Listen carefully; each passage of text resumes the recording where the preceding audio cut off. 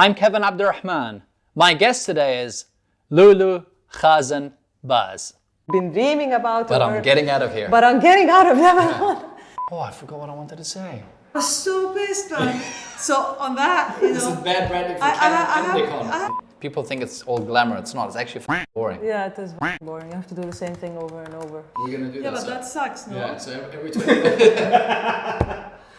Well, that sucks, though. Yeah. So how did you come up with Nabbesh? It's like, there's like 20 years of history before, like. It was like right here.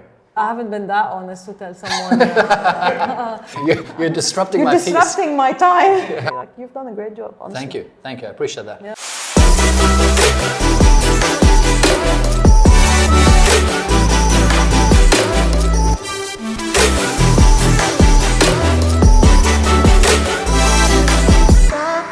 It was 2010. While traveling, I needed to get some graphics work done. I didn't have the skill for it, nor did anyone come to mind. So I asked a few friends, hey, do you know anyone that can help me out with some graphics work? Out of left field, one person said, why don't you check out Fiverr.com? It's an online marketplace for freelancers. And boom, a new world had opened to me. The world of freelancing, online marketplace, and the gig economy. I said all this because in 2011, my guest created Nabbesh, the first and still the region's largest online marketplace that helps local businesses find, hire, and pay freelance experts. It all started when my guest, at the age of 17, decided to buy a one-way ticket and move from Lebanon to Australia. There, she studied and graduated in international tourism and hospitality management. She decided to go back to Lebanon and seek employment. The only problem was that not much was being offered, and what was offered wasn't much. So she decided to move to Dubai. She worked at hotels for 9 months and then came to a crystal clear realization that she would never ever do that again. Following that experience, my guest worked at a multinational, semi-government, and also a startup, doing a range of things like sales, marketing, and project management. Her personality, coupled with the diversity of her work experience, helped her become the kind of entrepreneur who could lean into the strength of having a substantial network across numerous industries. Now, recall when earlier I said that my guest started Nabbesh in 2011. In 2012, from a pool of 2,000 applicants, my guest won the Entrepreneur show on Dubai TV. This was our local program that was somewhat similar to the very popular Shark Tank. My guest walked away with the grand prize of 1 million dirhams, which, if you're an early startup entrepreneur, would appreciate to be a significant sum. Following her win through angels and VCs for her seed funding in 2013 and also for her Series A funding in 2015, my guest went on to raise 7 million dirhams for her startup. My guest built, raised funds for, and most notable of all, reinvented job search for freelancers in the Middle East. My guest has and continues to champion the gig economy, with many considering her as the go-to person when it comes to this topic in the MENA region. She's worked and continues to work with NGOs, multinationals, and the UAE government on supporting the gig economy. Her startup aside, in 2017, my guest co-founded Kickstart Studios, where they help entrepreneurs build their MVPs. In 2018, she founded Kickstart Ventures, an angel network that's designed to enable entrepreneurs early on,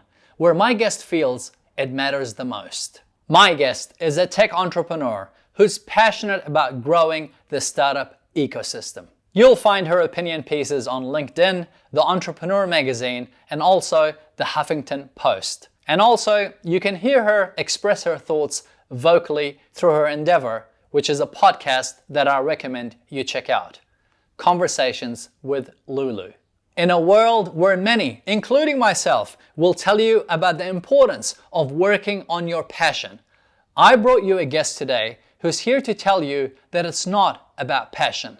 It's about consistency. It's about resilience. It's about boring, repetitive work, because success is hard work. Something that my guest isn't afraid to do.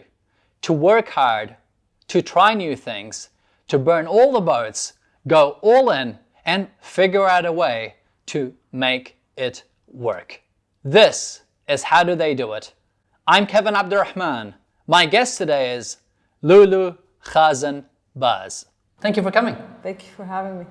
From the outside in, if one looks at your CV, so to speak, or when people are giving their CVs out, what they tend to do is they'll see all the highlights, right? And your highlight is amazing. You've done so much in a short time. Do you have, or have you considered, what would it be like if you had a CV of failures, or a CV of rejections, or a CV of mistakes? What would that read like? Wow. I mean, there's, I always talk about it. In the past 8 years that I've been doing Nabbesh, I've done a ton of mistakes and a ton of small failures. And this, I think, was those past 8 years have probably been the biggest learning I've had in my 20 years career. I've done everything from like hiring the wrong people, saying wrong things, pissing off certain people. Would you give us an example of each? Because this will be fun. Oh man. Like hiring the wrong person was the first thing you said. Yeah, I mean, I hired like the first when I first started on Nabbesh, I outsourced the technology, which obviously is the bane of every non-tech entrepreneur's existence, is that you have to take your vision and give it to somebody to implement it and hope for the best. Yes.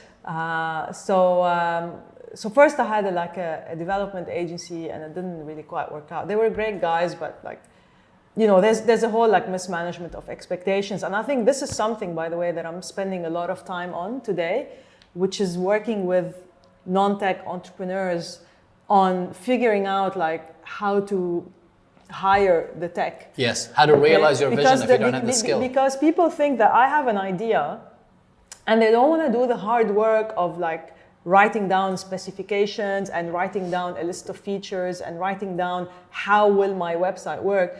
They think that if they have an idea and they have a short brief about it, and then the developer is going to come and magically make it all happen, which obviously is not the case, but I digress. Get inspired. Whether you're in Dubai for business or pleasure, the last thing you want to do is blow your budget on accommodation, which is why I recommend you check out our host venue partners, Rove Hotels. Beyond being price sensitive, what I love about Rove Hotels is the fact that they are a combination of cafe, culture, and just coolness. Even my guests, many of them, when they arrive before we record or after we finish recording the podcast, they actually comment. They go, wow, this place is cool. The vibe is amazing. And it is amazing. So if you're in Dubai for business or pleasure, I recommend you check out our host venue partners, Rove Hotels. This episode is brought to you by M-Dojo. Whether you're in business or new to business, you need 3 things: a good website, traffic, and being able to convert that traffic into paying customers. That's what M-Dojo does best. They're able to create for you a functional, state-of-the-art website, drive targeted traffic, and put in all the elements needed in order to convert that into paying customers. Isn't that what you want? Of course it is. Give the team at M-Dojo a call and see how they can help you increase your sales and profits. Tell them I sent you. Their website, mdojo.co. So we were working with an agency, and then I figured it wasn't really working, and then I hired a developer out of Lebanon, and I was here, and he was a unique individual. Let's put it this way. Unique is a good choice of word. Yeah, and things didn't work out at all, and then eventually by the end of, I think he worked with me for 4 months. By the end of it, he was like super pissed at me, and he like started deleting names from the database and stuff like that, which was, I was panicking, you know, I was like freaking out. So that was like a really bad experience. And then at that time, I was so desperate for tech, you know, to find the right person. And then, you know, I ended up working with someone on tech as well that I should have maybe spent a bit more time trying to learn about, let's say, before sort of like jumping into a relationship. You know, these things are very tough. It's not like there's no right or wrong. It's not that I'm better or the other person is better. Or sometimes whatever. it's just not a fit. Yeah, it's just relationships, Yeah. I think, and chemistry, and you know, the way you do things, expectations, mismanagement of expectations. So, and I mean, obviously, these were like kind of like big challenges. Yeah, I was gonna say an F word, but you can say it. It's all good. Those were big f***ups. Yes. But we had, you know, we had others, obviously, like on a smaller scale. But still, I mean, until today, I think finding the right person and hiring the right person is so important, and it's so difficult. Yes. Because you meet somebody and they're, you know, they seem nice. They can talk the talk. Yes. Yeah, they talk the talk, and then when you start working together, you realize that no, it's not like what I had expected. So even to me, I mean, having worked in the people space, let's say, in the past 8 years through Nabbesh, because that's all we do is we connect, you know, companies with freelancers. I've seen a lot of CVs, and I've seen a lot of conversations and connections happening, and even still to me until today it's very difficult. I think, you know, hiring is one of like the really difficult jobs that an entrepreneur would do. I mean, with companies, it's you know, established companies, it's a bit easier because you have you have some room to play with. I mean, if you hire the wrong person, you can let them go, and things will still move together. Still move, yeah. But if you're a startup, especially at an early age, and you hire the wrong person, you're in dead. many cases, it makes or break. Yeah, it makes or break, especially if it's like the co-founder level. So, so at like the higher levels. Yes. So this still. So this would have been an example of getting it wrong. People is a thing for me. I think people will be forever a challenging subject. Yeah. There is this thing like, where you have people, you're gonna have problems. Yes. Yeah. And then, you know, you're not really prepared for that. Like when you start a business, you're not really, I mean, unless you're like in your mid-40s and you've managed big teams and you're familiar with all that process. When you're younger, I was 30 when I started Nabbesh, and I had managed people before, but like not big teams, you know. So you're also thrown into this, and you're also like trying to figure out like how to make your company work, how to raise money, how to deal with the people issues within the company, how to make your product works, how to, you know, talk to your customers and sell your products and all of that. So there's a lot like going on, and it's like and you can make mistakes circus as well. You know, know, they've got the plate. What's that? Yeah. What's that person called? Spinning plate. The spinning plates. Kevin. Yeah, that's pretty much it. As a founder, you're trying to keep all your plates. Yeah, I had a guy. He worked with Nabbesh for a long time. He's one of, you know, my favorite people. His name is Ryan, and he was British, and he always used to say that, you know, like he's always spinning plates all the time. So yeah, that's what it's like. That's the truth, really. right? Yeah. Okay, so that was an example of something you did wrong. Wrong thing you've said. Because sometimes we look at great individuals and we feel that they always get it right. No, of course not. I mean, and did it come at a cost? Whether it was. I'm blank. I can't think That's of all a specific good. Incident, but you know, for me, I've always kind of take pride in being very honest and very direct. I've always been like that. Yes. I'm not the kind of person that is gonna sugarcoat. You don't come across or mess around or you know, try to be nice because, like, you know, the situation requires it. Yeah, but. I think I've definitely sometimes, you know, said things that may have come across as you know, too direct or too blunt, and some feelings were hurt. And you accept it as a cost of business or cost of living? the thing is, like, that's who I am. Like, sometimes I try to control it as much as possible. And I was having a conversation with my husband. I mean, my husband and I have a lot of conversations, a lot. Is that how you started the podcast? I should bring him on the podcast. First guest.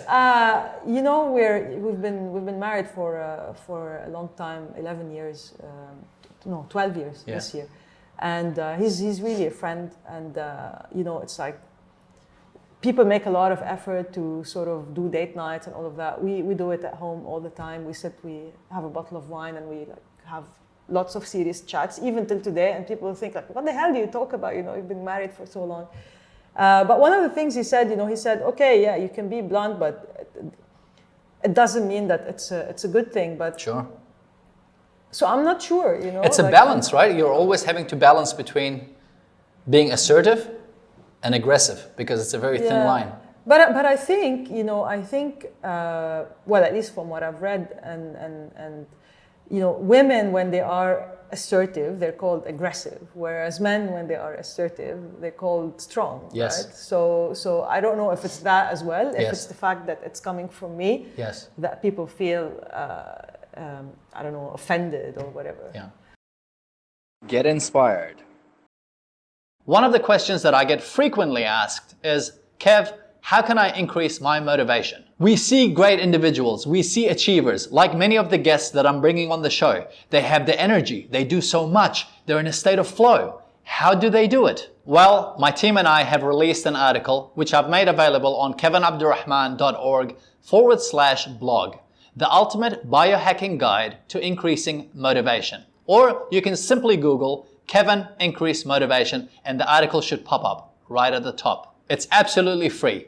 Read it, and most important of all, take the bits and pieces that are relevant to you and apply it into your life to increase your motivation. I hope you find the article of value. If you do, feel free to leave your comments and also share it with your circle of friends. Again, you can Google it, Kevin Increase Motivation. It'll be the first link that pops up, or on my website, kevinabdulrahman.org/blog. There's also the other line, there are plenty of lines. The other line of, if you're not assertive, you're mistaken for being a walkover. Yeah, that too. And then people just that too. start trampling. I mean, if you're a woman, whatever you do, there's like something that's not so right about it. Right. Like I said, if you're assertive, then you're aggressive, or you're a bitch, or you know, if you're not too assertive, then you're walkover. Yeah. If you are passionate about something, then you're too emotional.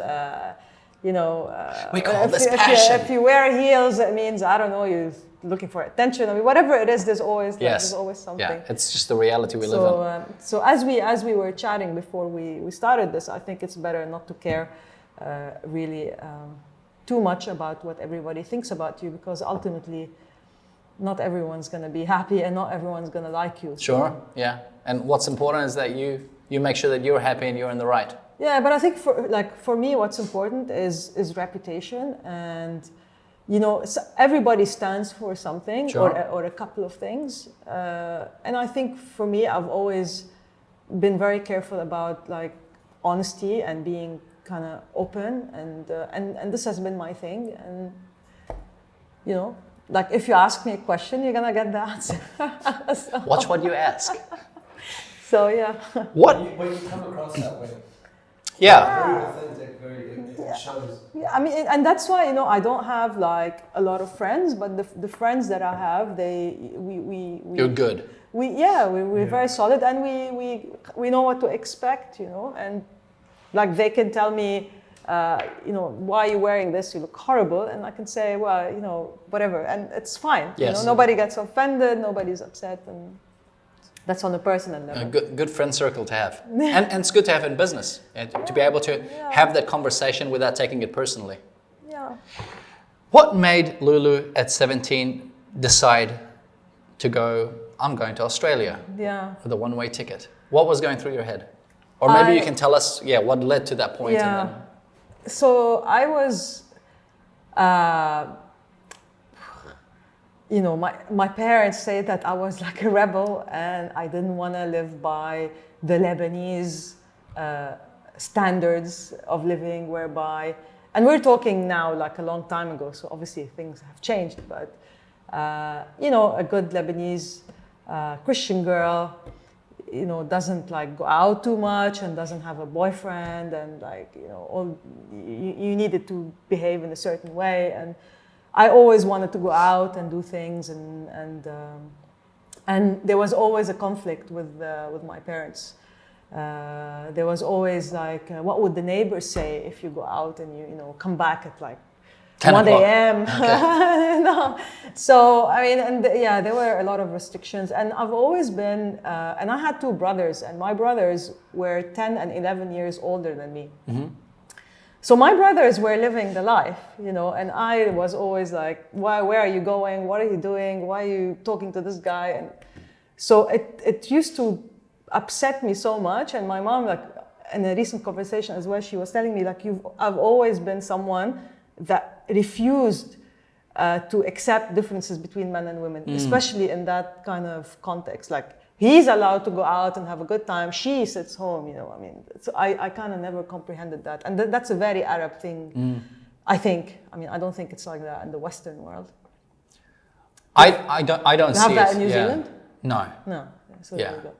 So I've always been like opposed to that, and I think it came to a point where there was so much conflict that I felt that I needed to get out of Lebanon. Like, I cannot live here and live like this. And we come from like a middle to lower, around that background. So my parents, couldn't afford, let's say, to send me to the US or to the UK, where the cost of education was very expensive. So my option was really to be in Lebanon in some, I don't know, like third-tier university or something like that. And I just couldn't let that happen. So I started thinking, okay, how the hell do I get out of this? And by like pure coincidence, I met this guy, one of my best friend's brother. He was doing this hospitality management course in Australia. And he was promoting like the university and stuff. And he said, look, you can come and then you study 6 months and then you work 6 months. You can make enough money to pay like the next 6 months. Nice. And it's like a 3-year thing.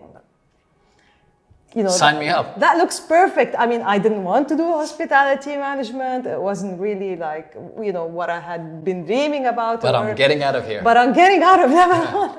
And it was cheap because at the time, the Australian dollar was half American, the US dollar in value. So it was a while back.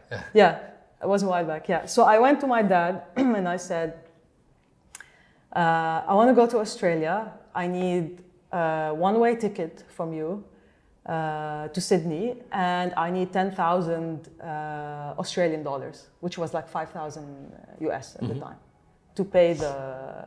Sorry, I think I asked him for 20,000 Australian, which was 10,000 US, to pay the fees, and that's it. Like, I don't need like anything else anymore. And I thought he's definitely gonna say no. Like, I mean, he wouldn't even let me go out. You know what I mean? So, and I think he said yes. I think he wanted to get rid of me as well. That's when I found out the feeling was mutual. I'm gonna get rid of her. So I went. So it happened. I found myself on like a Malaysian Airlines flight from Beirut to Sydney. And and I got there in 99. I was 17. And literally, we had just done the prom in July, and I was prom queen. And then in August, I was on the plane to Australia. And did you have, obviously, when we go somewhere new, we have certain expectations. Yeah. Did it match your expectations? Was it beyond your expectations? My first memory of Sydney, my first ever memory of Sydney is when I was walking on the street and I would see these people walking with bare feet. And it's cold and it's raining. To the southern hemisphere. Yeah, my nephew Kareem is still doing that and here like in they're Dubai. all, like black feet and stuff. For us in Lebanon, hygiene and you have to clean all the time. You have no shoes? Yeah, exactly. So I think that was like one of my first memories of Sydney is like seeing all these people walking. I mean, not all of them, but quite a few. A good amount of them. Yeah, walking without shoes. And then I went to the Blue Mountains where my university was, which was like what a beautiful spot. 2 hours by train from Sydney. And I thought like I'm gonna go there to party and have a good time, and there was like 2 pubs and near the university of. I'm studying hotel management. Damn it. So yeah, so there were 2 pubs there near the university, and I did my first like fake ID there because I wasn't 18. You started entrepreneurship from a young age. Yeah. So I faked my ID so I can get into the pub. This is purely for homework purposes. That was life in Australia. So What did you learn from your time there everything that you find as Everything. useful? Really? I think if I didn't do that trip, I think I would have been a different person. I mean, to a certain extent. Sure. I learned. I mean, when I got there, I was depressed. I was homesick in a way because obviously I was missing my friends and my going out, and you know, Lebanon is like a nice, you know, party city. Yes. If you're 17, you're out and about. I've been there many times, and it seems like everyone's out. I'm like, who's working? Yeah. Like, Nobody. who here is actually working? Nobody. Everyone's enjoying themselves. Yeah. The cafes are full. And imagine if like you're high school students, you know, you have the beach and you have all these Life things. is good. And then here I was in Lura, you know, 2 hours away from Sydney in this like green, beautiful area, but like there's nothing to do. And yeah, obviously there was the culture thing. I mean, meeting obviously all these people and so on, and building relationships from zero, which is very hard. I mean, you know, like when you're in high school, you have relationships that you work on for years, and then all of a sudden here I am, and like, you know, I don't know a lot of people, and I have to build all these new relationships. I had no money. Like I constantly had no money, so I had to work. I worked in the laundry once. I worked as a waitress. You know, like money was always like an issue. But it seems because like I didn't want to ask my dad, Yeah. you know, to send more money. So I was like always trying to kind of make things work. It seems like you were willing to do whatever it takes. Yeah. Not to ask for money. Yeah. I mean, I think I did ask a little bit because I couldn't like the work that I was doing wasn't enough. But I like hustled. I went to the principal of the university. I said, look, I come from Lebanon. It's like a war-torn country, and my parents don't have money. So I was on a scholarship. So yeah, like I did lots of stuff. But I went through the 3 years, and So if it was amazing learning, really. If someone is where Loulou was at 17, not necessarily wanting to rebel, but they're looking at perhaps, you know, moving from the UAE to go and do their university in the States or Australia or Europe or vice versa. Yeah. They're going to go into a foreign country, foreign culture. What would be your guide or hack from what you've learned that can help them in terms of earning money or connecting with people, or, you know, establishing their network? Survival guide. I guess that would be it. What would be here's your survival guide in a new city? So you know, one of the things I've done when I was in Australia is, you know how usually cultures kind of always hang together? Yes. So like if you're in a university, you have the Lebanese and the Chinese Yes. and the Koreans. Yes. So I didn't do that. So I had Lebanese friends there because there were a few guys, obviously that from like my friend's brother. So I knew some people there, obviously, but I always made it a point not to stick to the Lebanese.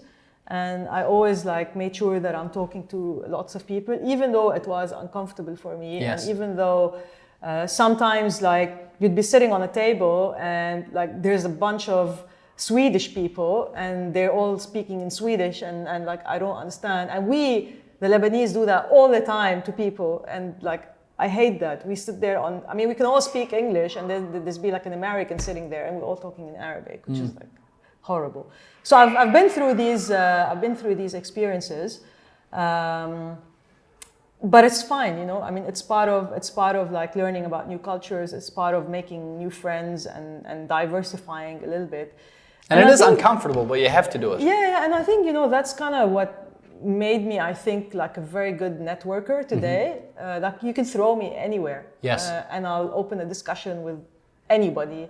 and I can have like a 2-hour discussion with someone that I've just met. So it's very easy for me and very comfortable for me to go out and meet people. So then a side question from that question of that survival guide would be, there are a lot of people who know the importance of networking.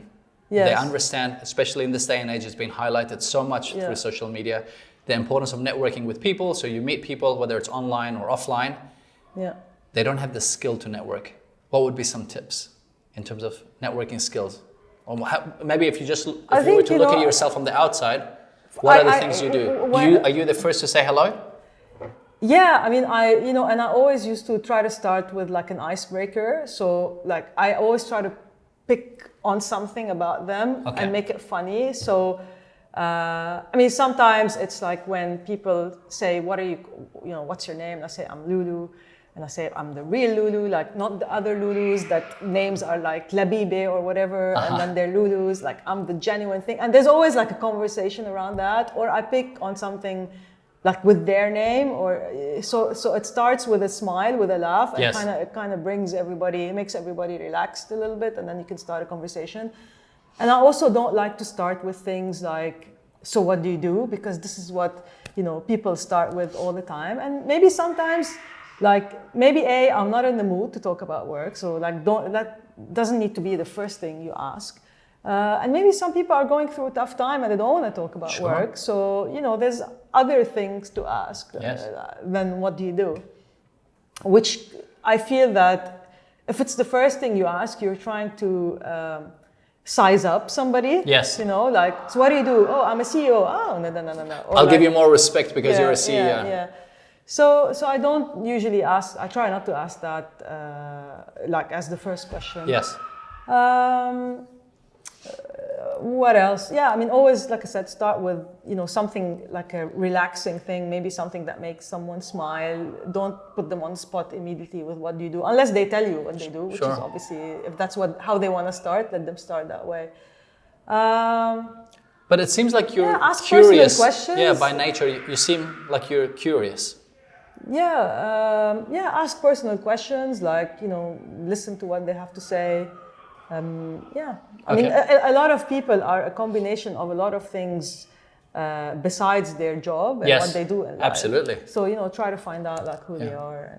I've found that a couple of things that have worked for me 100% of the time, if I do go out, I like to keep to myself. If I do go out and I'm meeting new people, is going up to people and actually just saying, hey, how you doing? And smiling and being the first person to actually do it. Because you'll see a ton of people in networking events, they're either clicking with their own people that they know, which defies the whole aspect of networking, or they're just standing there. So they're feeling just as uncomfortable as you are. So I'll go and say hello, and I start with a compliment. Yeah. A genuine one. So if I like the person's blazer or jacket, or if I like a girl's heels, I've been known, my friends are like, here we go again. Kev is on a... Yeah, it's great. Yeah, but it's genuine, but hey, I like it. Even, by the way, I do that sometimes randomly. I'll be walking, for example, in a mall or something, and some lady comes up with a beautiful jacket, and I say, I really like your jacket, and I keep walking, man. I'm sure it gives her a smile. For the rest of the day. It didn't cost me anything. Absolutely. So I could just keep walking. Yes. And I think you can do these random... We're all people at the end of the day. Yeah, we all appreciate it. Yeah, of course. So back to the survival guide. Is there anything else? I mean, try not to hang out with your own culture all the time. Yes. Try to, meet other people, even if it's awkward at some times, or even if they're speaking their own language, and there's always things to learn. Be curious as well about them as people, and not just as what they do. I mean, obviously, for me, money was an issue, so I really had to constantly be working and finding job opportunities, and I sucked at waitressing. I sucked at it completely, but it was the only thing I could do. The first time ever, I remember. So this big kind of events company comes into our university. They have a huge 700 person function, and they need extra hands to do the waitressing. And it was the first ever time I do a waitressing job ever in my life. So here I am, there's it's a huge ballroom, there's these big tables of 10, And the supervisor comes and says, you have these 4 tables. So each one like had 4 tables to look after. So, and then everybody wants wine and beer and I don't know what. So you have to learn to hold it. You have to carry these trays with like a glass of beer and a bottle of wine and I don't know what. So I was carrying that and like I come to this lady and woo. Just like in the movies. I showered her with red wine. Oh dear. Yeah, I knew that hospitality was not for me, like at all, and I hated it. Like yeah. But that's amazing that I'm traumatized from this. Like I won't carry a tray now, you know. Yeah, hey, it's just like I was saying when we were off camera. My family just knows not to give me anything in terms of handiwork. Like they tried for many years, and they're like, okay, this guy's a lost cause. Don't ask him to do anything. Like hang something, hammer a nail. Middle brother Rami. Yeah, don't ask me to carry a tray with glasses on it. Yes. Or a bottle of wine. We all have our strengths and weaknesses. Yeah. You finished your 3 years. Yeah. You went back to Lebanon. Didn't work out too good for you, and you decided I'm going to come to Dubai. Yeah, I went to this hotel in Lebanon that had just opened up, Habtour Hotel. It was like a brand new thing, like the big hotel, etc. So I was interviewing for a job as a receptionist. And, you know, I had just like hustled to get my degree and, you know, paid quite a bit of money and, you know, spent my time working versus having fun because I had to pay off for this thing. So I come there and I meet the front desk manager, which is the reception manager, for an interview. And then he offers me the job with $400 per month. I was like, that doesn't even, I can't even get a car. Like, am I supposed to get from my town to where you are? I mean, what can I do with $400? I said, I've just paid like a fortune for my degree. And he's like, yeah, you'll come back. And I said, no, I'm never coming back. And I left. I left Lebanon. Yeah. And then I'm not gonna work for $400. Fair enough. I mean, and what made you look at Dubai and go, okay, I'm gonna go to Dubai? And did you have a plan? Dubai was like the natural place to go for a Lebanese. I mean, I'm one of the unfortunate Lebanese that has a Lebanese passport only. Mm-hmm. So I don't have like a dual nationality, so I can't really travel freely, let's put it this way. So I mean, going to the US or Europe is not easy. You have to get like a work permit, and it's not easy to get. Just filtering by your passport, Dubai was the natural progression. Yeah, I mean, and I had like a lot of people that were coming to Dubai at the time, a lot of Lebanese. So I knew a lot of people here already. Yeah. So it was like the natural kind of transition. And I did like some interviews, and I got a job at a hotel, sales and marketing, and I came here. And then how does your mindset go from, because up until now there's no entrepreneurship apart from the fake ID, right? There's hospitality, and you get here and you're still sales, marketing, hospitality. What was that transition? Look, picking up my stuff and going to Australia, it's an entrepreneur. Hey, that's absolute independence. It's not a standard move. Yes. I mean, a lot of people travel to the States, for example, to study, but their parents are like funding the whole thing, you know, and they have housing, and they have a car, and they have like an allowance from their parents. But and you were standing on your own. They're having a good time. Yeah, exactly. So yeah. It was a bit more than the fake ID. Yeah. I wasn't, you're not, in Lebanon, I think at the time, there was no such thing as entrepreneur. You know, it's not something. It's only a buzzword today. Yeah, I mean, what's an entrepreneur? Go get a job. You know? Yeah. There's no, who do you think you are? You want to start a business? Go get a job. So that's usually the attitude, at least I'm saying back then. Yes, what you were facing. And then how did things transition for you? I'm asking this question because it almost comes across from the outer world when we look at someone we don't know, that they've got it figured out all the time. No.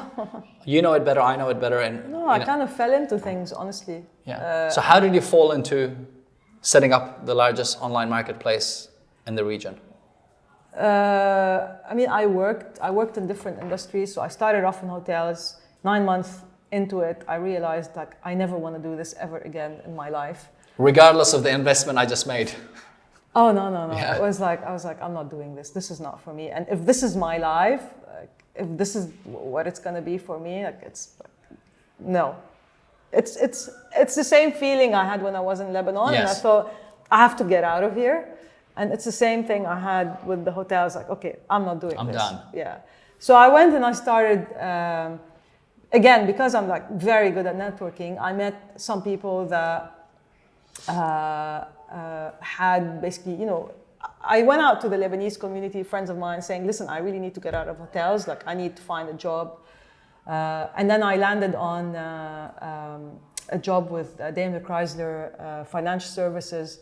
And I was reporting to like an amazing person who became one of my first mentors. He was like a VP, he was super senior, and he took me in as like a special projects coordinator, and he really invested in training me and exposing me and putting me on like really interesting projects where again I was the face of something. Mm-hmm. So again I was networking and meeting people, and that was like great learning experience. I learned a lot about finance in that role, and deal making and working with distributors and so on. And from then I moved into real estate, into marketing. So again, I was learning a lot on marketing. And up until the crisis happened, the financial crisis, Yes. and then I was let go. So I actually went through that process where I was like, oops. So they come to you on the day, in the morning, they give you the envelope and say, pack your stuff by the end of the day. If Yes. We don't want to see you here. This was the first time I thought about entrepreneurship, because I'm like, okay. Did it catch you by surprise, or you were expecting it? We kind of like saw it coming, but the management of that real estate company kept saying that everything's fine and no one's going to lose their jobs. Sure. And stuff. And then all of a sudden, like mass exodus. So yeah, I saw it coming, but I didn't know when it was going to happen. And that was the first time I thought about entrepreneurship. I was like, okay, I have to do something. And this is when I started thinking about like F&B concepts. Mm-hmm. So I started thinking about like a pret-à-manger type concept in Dubai. And I like started dabbling a little bit with, what can I do? And then I met a lady who was done with investment banking and who was starting up a venture capital fund, mm-hmm. and like an startup advisory company, and I joined her because it was a very entrepreneurial thing to do. Like, she was starting up and I joined, like, so we were the two of us. She was like super smart, so it's someone I can learn from and benefit from a lot. Plus, we were working with startups, which meant that I get exposure and experience to what's out there. Sure. In terms of startups and how this whole thing works, and learned a lot again with her. And then after that, I decided that I wanted to go solo and went with Nabbesh. So. And when you were looking at setting up Nabbesh before that, because very often the chances are you had more than just one idea. Yeah, actually, I didn't have an idea. Uh-huh. Like as such, I decided that I wanted to do my own thing. Yeah. And then I stopped working with the Salam, with the lady that I was talking about. And then I was doing the CFA, like the exam. So I did level 1, which is like a financial certification. And then this is when like the idea of Nabbesh started to come about, because I wanted to find work, project work. I didn't want to be employed full time, but I wanted to work and make some money, yes. While I figure out what this big idea is going to be. And that was basically the idea. That became the idea. Yeah. Interesting. You were able to take that startup from an idea, you executed it, and then, as any entrepreneur would need to do, you'd had to go through raising capital. How did you go from idea, execution? You mentioned, having that issues with the tech side of things. But how were you able to build it to a point of getting funding? And then my next question will be is how did you get funding, or how did you go pitching for funding? So, initially I was paying for everything myself, and then the Entrepreneurial happened in 2012. Yes. And I won that, and I got 1 million dirhams. So that was like great. That's amazing you know, for any starting entrepreneur, right? Yeah. So I mean, because usually, you know, these competitions, like you can get maybe up to a $50,000 check, and this is now, and you're talking in 2011, 2012, there was The value none of that. Yeah. So that was great, and that sort of helped me attract talent into Nabbesh. I guess I got to the early backtrack stage. and then ask you, why do you think you won? There were 2,000 applicants. Yeah. What made you stand out? And how did you focus on standing out? So, first of all, I didn't focus on winning at all. Okay. Which was, I mean, I never even thought I was gonna win. But you didn't think you would win, but did you go in with an intention of winning? No, I thought I'll get some publicity. You know what I mean? That's why a lot of the entrepreneurs or people with idea these days, they go on Shark Tank. Yeah. Some of them have rejected the funding, and all they wanted to do was actually just get exposure. Exactly. So I thought, you know, this thing is gonna be big, and I might as well get some publicity.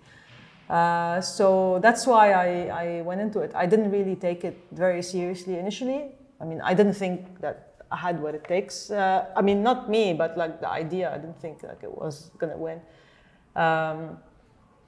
And, you know, kept being shortlisted, and then I was like, okay, no, hold on a second, like, I think I'm gonna win this thing. And then obviously it became serious, like, I think when we were in the top 10. You started paying attention. I was like, okay, no, I gotta do this thing. I think I won because, well, obviously you have to ask the judges, but I think my interpretation is that I was the only person, at least in the top 10, I think, that had left my job, that had personally invested money into starting something up, that was fully dedicated to what I was doing. So I was very serious about what I was doing. It wasn't like some side thing on the side. And this is critical because when someone's looking at investing, say as an investor, that's also something critical. Of course. That I'm keen on someone who's all in. I don't want this to be your 8 to 10 p.m. thing you're doing on the side. Of course. And you're sitting on a cush CFO salary. Yeah, you have to remember I was working with a startup advisory and incubation company, and that was like the first thing we'd usually tell entrepreneurs is that if you're not serious, why would someone give you their money? Like if you're not willing to put your money and your time, why would someone else believe in you? And so that past experience did give you an edge. Of course, I mean, I knew that like if I were to be taken seriously, I have to be fully, and otherwise I'm not confident enough, and otherwise why would someone be confident about what I'm doing? Yes. And I think the other reason why we won, obviously, because Nabbesh, when I started, it wasn't really like, the idea behind it wasn't really, I want to build this like massive company. Because the way you look at startups today, when you're like an investor and you're sort of looking at a startup, you're assessing like how big the market is, you're assessing who the competitors are, you're assessing the strength of the entrepreneur, how much funding is this going to take to become something substantial, all of that. I didn't think of any of this. So what I thought about was, I was looking to find consulting opportunities. I didn't know where to go. I thought there's millions of people like me probably that don't want to work full time and want opportunities.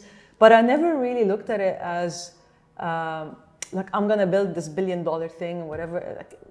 You were scratching your own need. But what was important for me, and I know it might sound like naive, but what was important for me is that like I'm connecting people together and I'm providing opportunities for people that usually won't have an opportunity. So I wasn't like selling bags and shoes and e-commerce and stuff like that. For me, there was a purpose behind Nabbesh. There was like a social impact behind what I was doing. Yes. And it goes back to, by the way, giving also women an opportunity to get work opportunities that match their lifestyle and give them an income so that they can be financially independent. Yes. So that they can have a say in their lives. So that angle, I know there's a lot of like talk today about women's empowerment, and there's a lot of like hot air. And sometimes I think, people are just riding a wave, and I don't like to be labeled into that. But I strongly believe that a woman should be financially independent. Yes. Because if you're not, you're screwed. Yeah.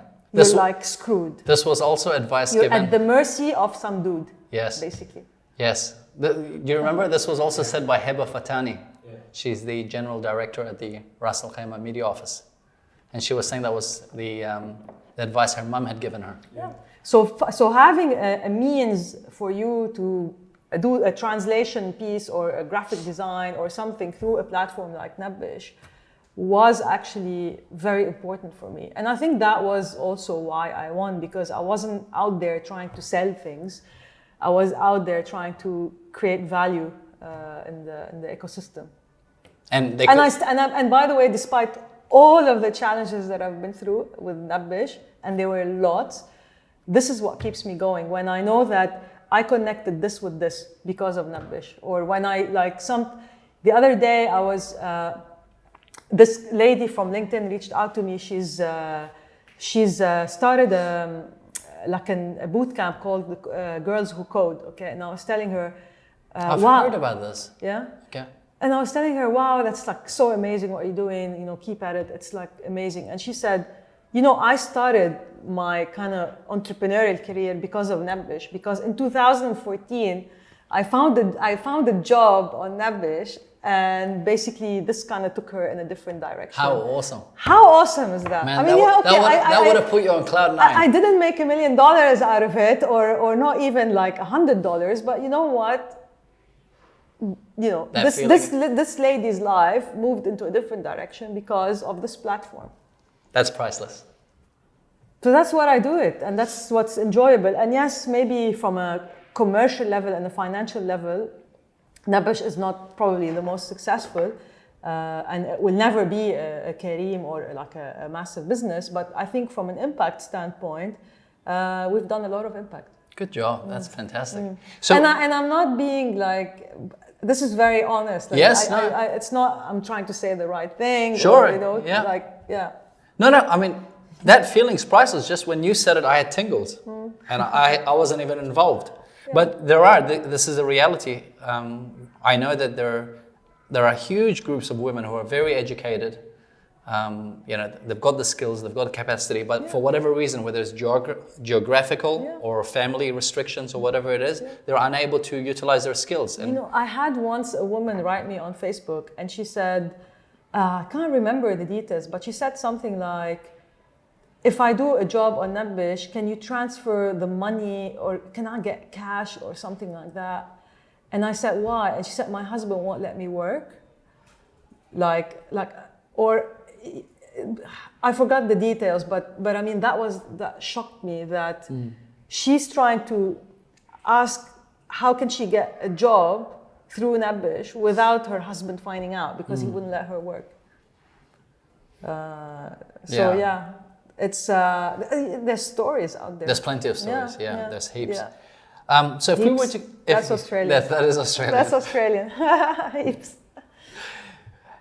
We also say it in New Zealand. I think, yeah. They just jacked it from us. You know, the first time ever I heard the term from my Australian friends in Australia, fair dinkum. Fair dinkum. Oh Yeah, my that is God. I was like, proper what Aussie. is this? First I thought they were saying fair income.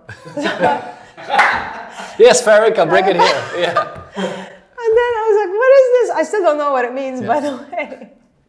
I don't know the proper Fair meaning. I just know dinkum. how to use it. Yeah. As in fair enough. Yeah, fair dinkum, mate. Yeah. Yeah, exactly. Yeah, that is definitely killer. So maybe someone Australian would listen to this and would Tell us in the comments below. Would clarify Fair dinkum. what it means. You're at a point where you're raising funds Yeah. beyond your winnings, which has been great. Yeah. Oh no, I've got more. I've got heaps of questions. Okay, before you go into the seed funding or you know you're raising your Series A, when you had that $1 million and you were now looking for talent, how did you attract great talent? Did you have a strategy? No, basically whoever thought was crazy enough to want to work with me was like good enough.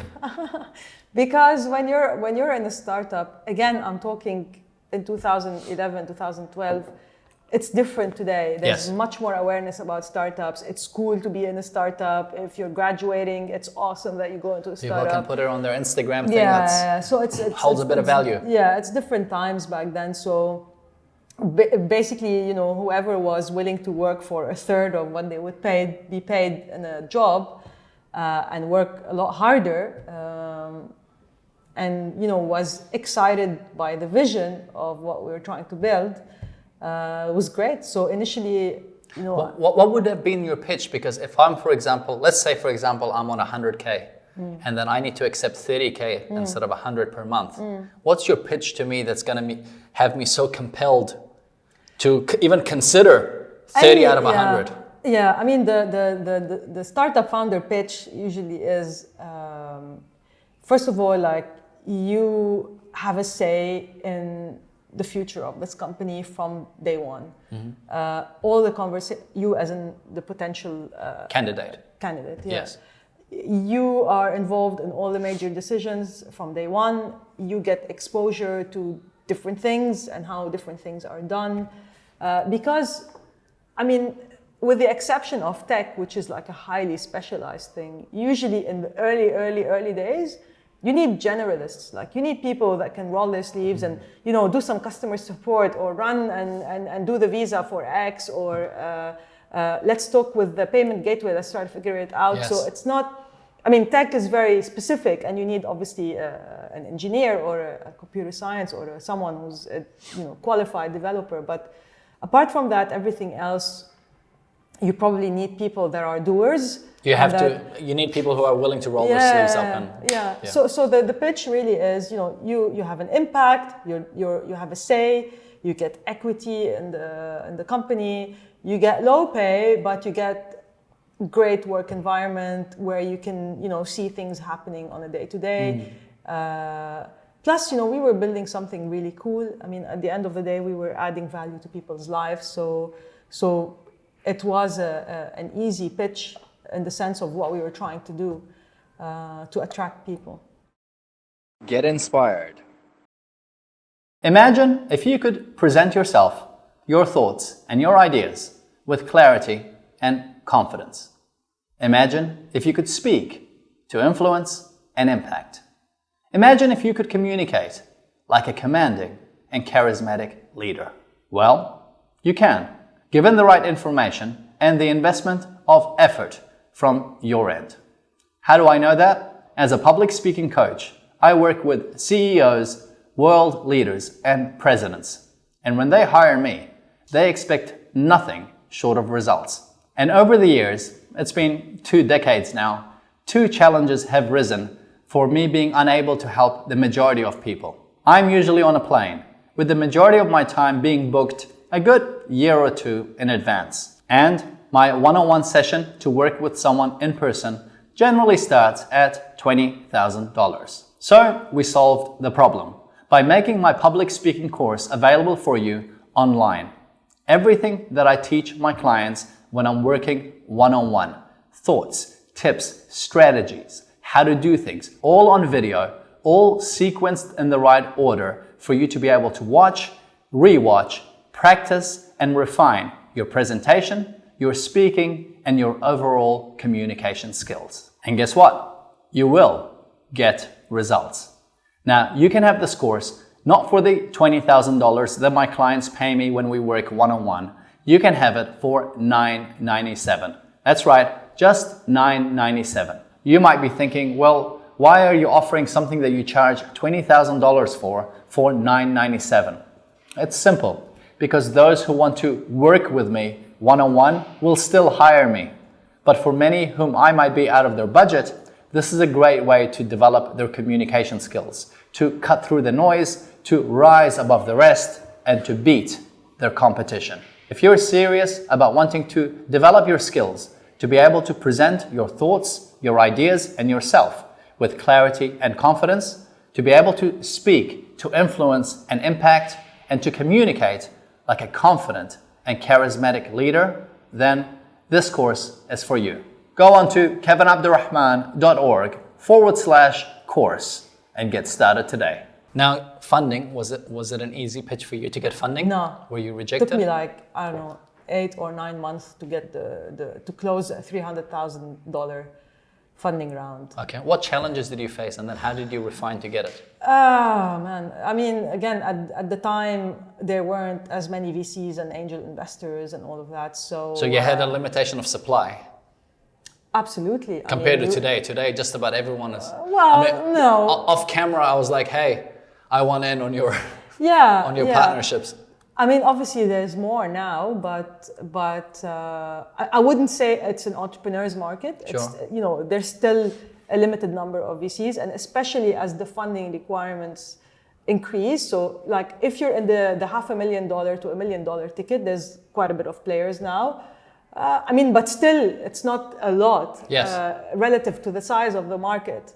You probably have like, I don't know, maybe 20, 30 VC/angel funds and stuff like that. Beko Capital, they release every year a funding table, basically, where they list all the different active funds and so on. So there is more now. So back in the day, there were like maybe 2 or 3 players, and if they told you no, that's it, you're like screwed, because where else do you go? So I got the money from angels, and I had one of the sponsors of the Entrepreneurial was Dubai Silicon Oasis, and they were like setting up a fund at the time, so they were also like one of my first investors. And when you were getting rejected, what was the kind of feedback you were getting, and how were you handling it? handling it? Rejected. This is the thing. People here don't tell you no, which is so annoying. Yes. Like as an investor myself, I try to be as clear as I like. If it's a no, like I would say it's a no. If we're thinking about it, I'll say we're thinking about it, but give me like a month or 2 weeks or something. What were you getting, inshallah? Can't remember what were the reasons. But they weren't giving you a clear answer. Like, yeah, we need to see more traction, or we need to prove the concept more, or stuff like that. I mean, it just takes time for people to move. I don't know why, because when you're talking with angel investors, it's my money. Yes. So I can actually wire you the money tomorrow. Right. So why does it need to take like 3 months? When you're talking to funds, maybe, I mean, even funds, they should be able to wire the money immediately. Yeah. And if you need something, you need to be clear about it. They need to get to know you, obviously. They need to see you as an entrepreneur. They need to see some progress. That's why, by the way, the advice for entrepreneurs today, even if you're starting up, always try to build relationships with like the funds, so that one day, by the time you want to raise that $1 million, they've seen some progress, they've seen some traction. They know you. So you're not like alien, and they know you. You're on the radar. So So I was building that. So it just takes time, for people to be convinced that this is the right place to put their money. And obviously there's an opportunity cost, right? So if I'm an angel investor and I want to invest, let's say 100,000 a year, if I give you 10,000, it means I'm not giving someone else that 10,000. So you also need to be careful of obviously where am I putting my money. As an investor today, what are the mistakes you're seeing individuals who are in your shoes coming and pitching at the seed investment or Series A round? Like, sometimes I see people trying to raise money very quickly, like very early on. Yeah, so that was actually a question I forgot to ask, but it was in my mind. When do you know? Like, when did you go, this is the time we need to go? I mean, I was interviewing Ali Habib, who's the founder of Anghami, co-founder of Anghami, for my podcast. And he said, the best funding for your startup are your customers. So if you can find a business where your customers are paying for your expansion, and you go to an investor to take money to sort of like triple down on what's already obviously working, then it's the perfect timing. But that's an ideal world. We're talking about ideal world. I mean, today when you look at a lot of the companies that have even IPO'd, how many of these companies have scaled, IPO'd, they're not even breaking even. Yeah, I mean, but that's a different. You don't have this in this part of the world because we don't accept that. It happens in the US, obviously, and more in markets where they play the long-term game, right? And they say, like Uber, for example. Okay, Uber is still losing money, but what they're trying to build and the scale that they're at is just massive. And they're in it for the longer game. Yes. Versus short term. I mean, Amazon was criticized a lot because it was losing money for quite some time. That's right. And then obviously look at where Amazon is today. So, but here we still don't have this mentality. Revenues, profits, or path to profitability are very important, which is fine. So if you're an entrepreneur in this part of the world, you need to be aware of this. Yes. And you need to build a business, considering this mindset versus trying to build, the next kind of potentially $1 billion losing business that's gonna suck a lot of money. Yes. Until it becomes something, because we don't have a lot of money in venture capital here. For someone that's gonna give you, okay, yeah, here's 100 million. Keep growing and focus, double down on growth, and then, we'll worry about profitability in like 15 years. Yes, and if there are potentially people you're going to go and knock on their doors, you better prep up knowing their mentality and their appetite for what they're going to invest in. That's the mentality here.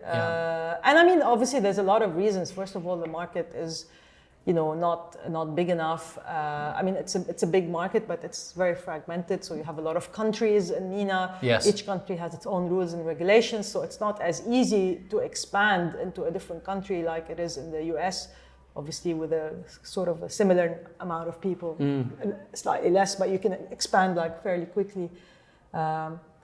I assume anyway. I haven't done that in the US, but I digressed us from when you were saying one of the mistakes in pitches that you see is they try to invest too soon. Raise too early. Yeah. So I apologize. To raise too early. When is the right time? Like, when is it when you're looking at someone's pitch and you're going, "This is too early, buddy"? Look, the thing is, you as a founder need to take on like a big amount of risk up until you have something that is investable. And when you do, obviously, the valuation of your business is higher, and you can maintain a bigger share of your company, and you have somewhat proven to a certain extent that this thing can work. Not can scale, can work. Can work, yes. Yeah, in the initial phases. Get inspired. You know this by now, that we are the #1 YouTube show / podcast that's coming out of the Middle East from Dubai. If you like the idea of having your brand reach at least 1 million eyeballs per episode, then feel free to reach out to my office on kevinabdulrahman.org. Without further delay, let's continue this great conversation. So if you don't, and the issue with like places like Dubai is that it's so expensive to set up, and this is something the government is really working on now, like reducing the cost of rent and the cost of visas and licenses and all of that stuff. So there's a lot of work being done on that front, but it's not cheap. So if you are, and they say that, most successful entrepreneurs are like in their 40s, probably like late 30s and 40s. That's right. Yes. So if you're in the late 30s and 40s and you have a family, and you have like a nice cushiony job, and if you're gonna leave that nice cushiony job and fund your own business, it's quite expensive here. So that's why sometimes you have to go out and get funding. But again, if you go and get funding too early, then you're giving out too much because the investor is taking on a lot of risk. Sure.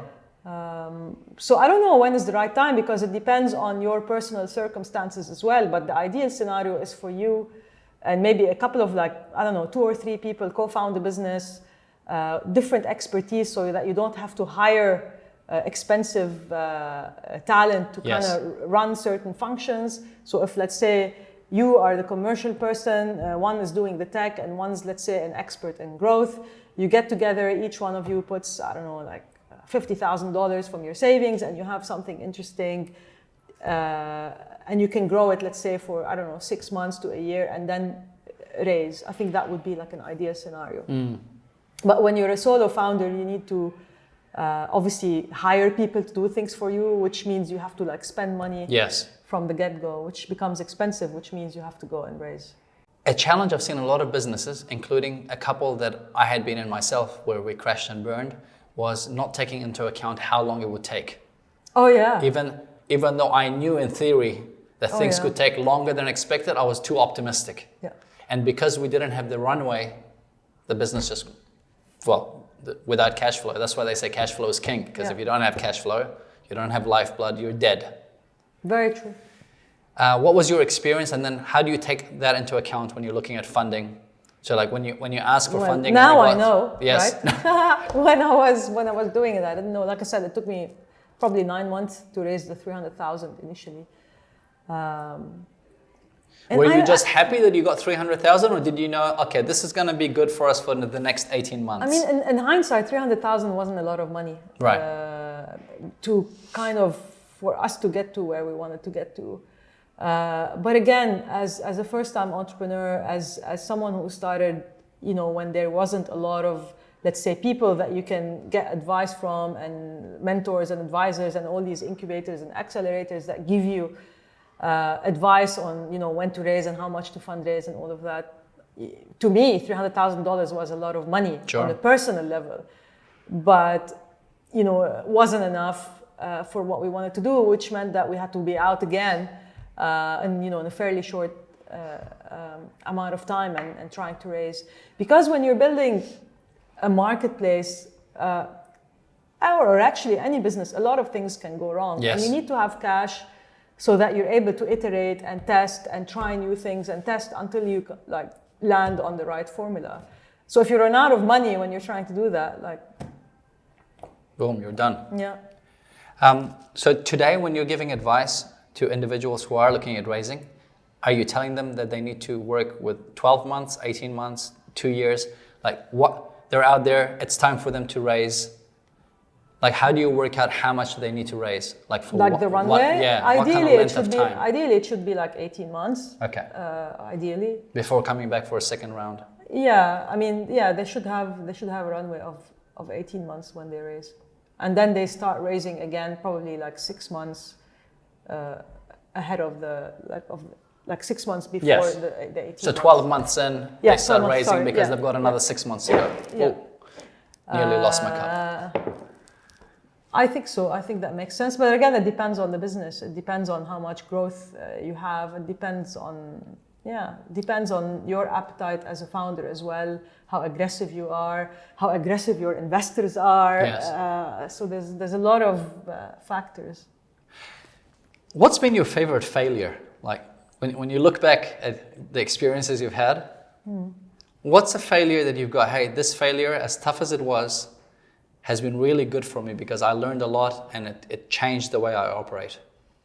Well, we were trying to raise money in 2016, and we were working on a pivot for the business because we felt that Nabbesh wasn't scaling fast enough to be a VC fundable, let's say, company.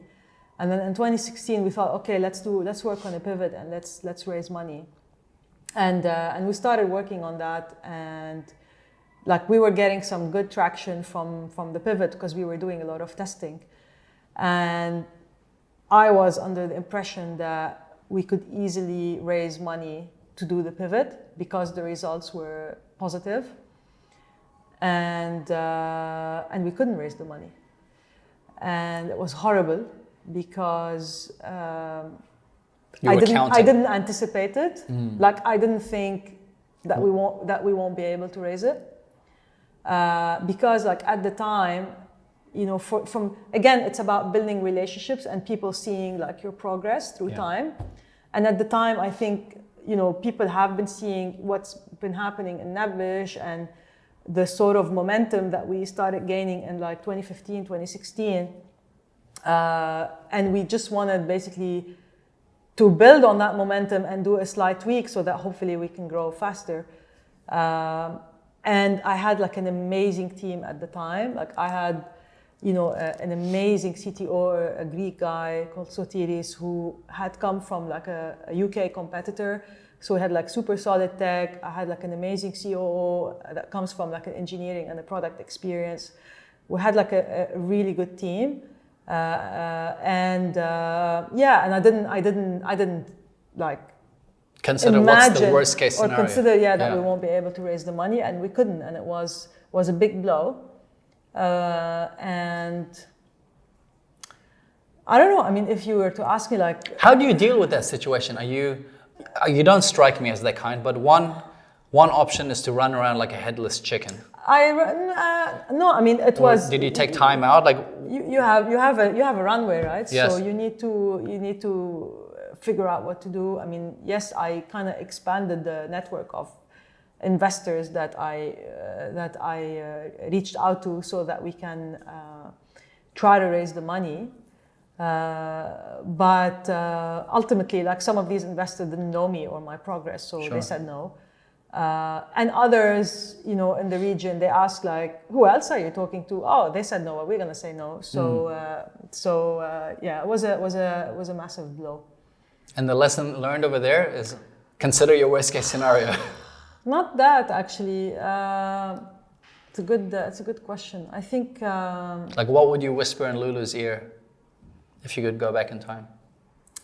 maybe like I shouldn't have like counted on the money coming in, and I should have expanded my network, like expanded Even more. the funding circle, let's say, way Okay. ahead. I think that would have been the lesson. The right thing to do. Today at Kickstart Ventures, like, you must get heaps of people bombarding you Yeah, with, probably get like a deck a day. there you go. Yeah. Okay, so you're getting 365 decks. Yeah, There will be easy no's. yeah, There will be ones that pique your interest, Yeah. and there might be one that go. Can you take us through what's going through your mind, or what are you looking at that filters? In the hope that whoever's watching this or listening to this, if they're at a stage where they're going to pitch you, they have a higher chance of Yeah. not falling in the no, at least go into the interested. yeah. I want to take a conversation forward with these people, or maybe even get a yes immediately in terms of feeling. I think in terms of space, let's say that I'm interested in, it's I'd like to see something. I mean, we've done 3 investments in the US and 2 investments here in the region. Was that because you couldn't find good investments no, here? it's not. or- We couldn't find. I mean, you know, I've been an entrepreneur in the region, and I've had my fair share of lessons learned. Let's Yes. put it this way. So I think as an investor, I'd like to diversify basically where I'm investing and what I'm investing in, because in the US, the companies that we've invested in are like innovations, speech recognition and facial recognition, and It's scary and how health, fast that's moving, right? and health tech. So they are big ideas with big potential in my view. Whereas the companies we've invested in here are more of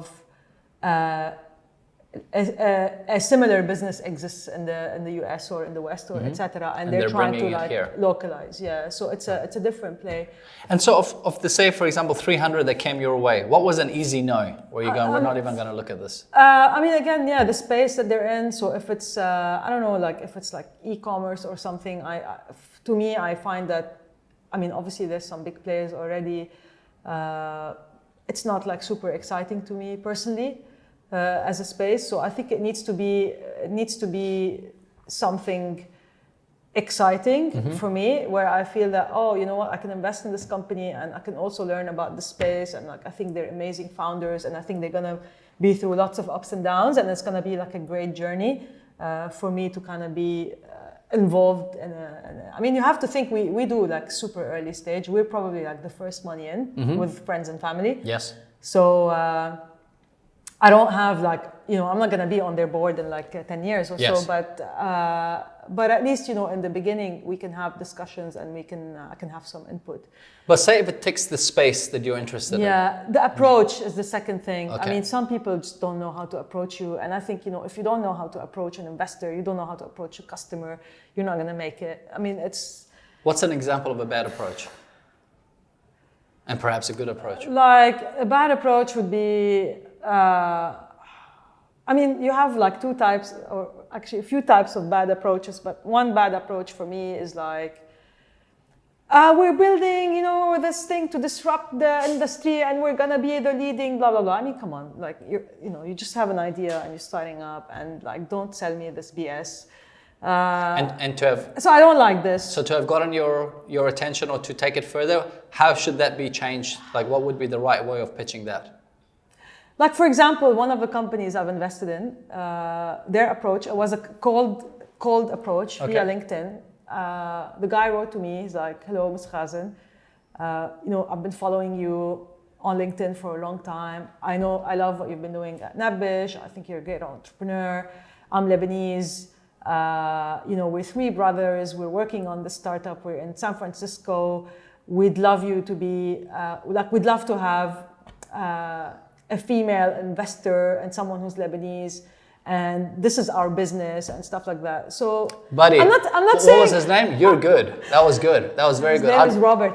Good job, Robert. But I mean, I'm not saying everybody should come and tell me how great I am. But it was personalized. It was very clear with a reason. That was good. And he had something good. And then by the end of it, he said, "Oh, by the way, we exhibited at TechCrunch, and Kevin Spiegel, was it, of Snapchat? Mm-hmm. I think his name is Kevin Spiegel. Saw our innovation, and he really liked it. And here's the video. Nice one. Are you interested? Yeah, let's have a look." Very good. It was a nice approach. It wasn't like too aggressive. It wasn't like, we're building the $1 billion thing. It wasn't like, hi, here's my deck, or. So I think that's almost hi, here's my deck is almost like spam email. So that was the only cold, it started, I didn't know them, completely different, they're in San Francisco, I'm here. So that was the only deal that we did that I didn't know the entrepreneur. The other deals, I knew and there were another deal we did, US, but the founders flew into Dubai and I met them, the co-founders. Yes. So how did that happen? That happened through connection. So actually the best way to get someone's attention is to get recommended. Yes. Yeah, I've heard that because many times. If somebody tells me, hey, I think you should look at this, then I will look at it. It just cuts through the noise. Big time. Yeah. Otherwise, you have to be creative, like Robert. You have to do it in a way that makes me interested enough to say, okay, I'd like to hear, Someone else wrote me on LinkedIn yesterday or 2 days ago. She said, she's also Lebanese, by the way, not that I favor Lebanese, but I'm saying the approach. It helps. Maybe we're good communicators, actually. So her approach was we're working on a fintech thing. My co-founders, one of them used to work for NASA and one used to work, I don't know where. If it's something interesting for you, we'd love to share our deck. I'm like, share. So I don't know, some people do it in a smart way. And okay, if someone worked at NASA, you want to put it in the intro because it's something that's going to make people react, right? Sure. Gives credibility. So You're looking for experience. Play your strength. Whatever it is. Could be I'm a fellow Lebanese. Could be I'm inspired by you as a female entrepreneur. Whatever it is. Or I work in NASA. But don't overconfident. I don't like this kind of approach. Before we started, I told you what we suffer is overconfidence. In the region, right? It's just, you're right. Because as a public speaking coach, because I'm working with so many, top level individuals, and they're the ones who realize they need to develop their skills. And many of them have come to me and said, I've just realized I don't want to be that person, or I want to develop my skills, so I'm speaking at a level where I'm matching world standards. I'm an effective communicator, not just blah, blah, blah, blah, blah. It's like vomiting on people. Yeah, and it's don't throw jargon we're going to disrupt X, Y, Z. I mean, really. That would have worked 20 years ago, Yeah, so. Disrupt is used almost like leadership and creativity and hustling and entrepreneurship. It's just everywhere. Everyone's disrupting. But just when it's thrown in a sentence, it's almost like, hey, buddy. Everyone's disrupting, and it's just when you have an idea and you're just starting up. Come on, you're not disrupting anything. So let's be real. You're disrupting this. You're disrupting you're my peace. You're disrupting my time. That is not positive. You said things that you're into. What are the things that you're into? What space for investing? Look, I think when you're super early stage, and when you're when your first money in, it's three things in that order. I think is the, how big is this market? So how big of a problem it is, or how exciting is this market? B, obviously, who is the entrepreneur and how strong they are as an entrepreneur, and what's their track record, and have they been an entrepreneur before? Because obviously that makes a big difference. Huge. And actually, I would say these two are sometimes the entrepreneur goes before the idea. So, But then what about, you've got people who, they don't have a track record of being entrepreneurs. yeah. But sometimes they really have a great idea. Yeah. So then you have to see if they have what it takes to like weather the storm. Let's say that's. What that's questions would you ask to figure that out? Like, how do you cut through people's bullshit? First of all, like I like to know. I like to ask personal questions because I like to know. I mean, I don't do that all the time, but if it's always good to know what the person's like apart from work, because also that tells you a lot about the person. So for example, I don't know, I run triathlons. Great. Okay, so this is a fit guy, a girl. They're probably like disciplined because training for a triathlon is like so hard, and so you want indicators that they're resilient, because passion fades. Yeah, it's easy to say, oh, I'm passionate about this. Yeah, but at the end of the day, it's not passion that's going to make you succeed. It's the resilience, it's the perseverance, it's when people say no to you and you keep going, or when someone tells you your idea is shit and you keep going, and having your co-founder leave and you keep going, and then having like someone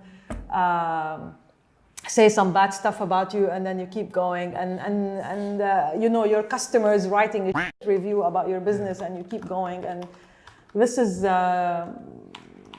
what it's about. It's not about like being passionate. So I think you need indications or signs that they're resilient. It could be how you guys started asking me like what's your history, what got you here. So you see, has it been like a comfortable cushion their whole life, or they actually had to fight for stuff and they actually had to work hard to get things? Have they been given everything, or have they had to work for things? Because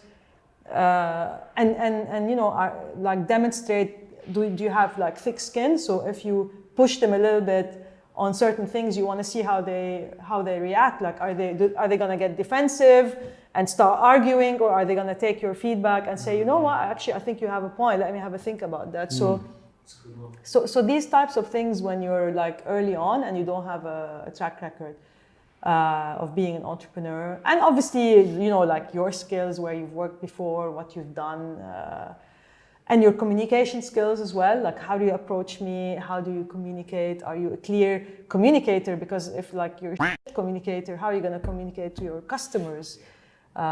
Because initially in the early days, you're the only salesperson in the company, and if you can't communicate properly, then what are you doing? You have one big problem.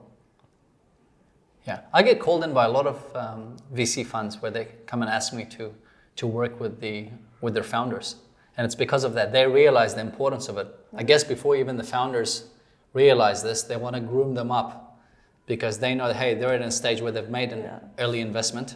And in order for them to potentially exit or go public, these guys are going to be the face of the company when it comes to media. And sometimes it's not the same person, by the way. Sometimes you get to a point where you think, you know what, this is bigger than me. We need someone else. Absolutely. Like, I can't manage this. And you need to have the humility as a founder to say this. Like, this is bigger than me.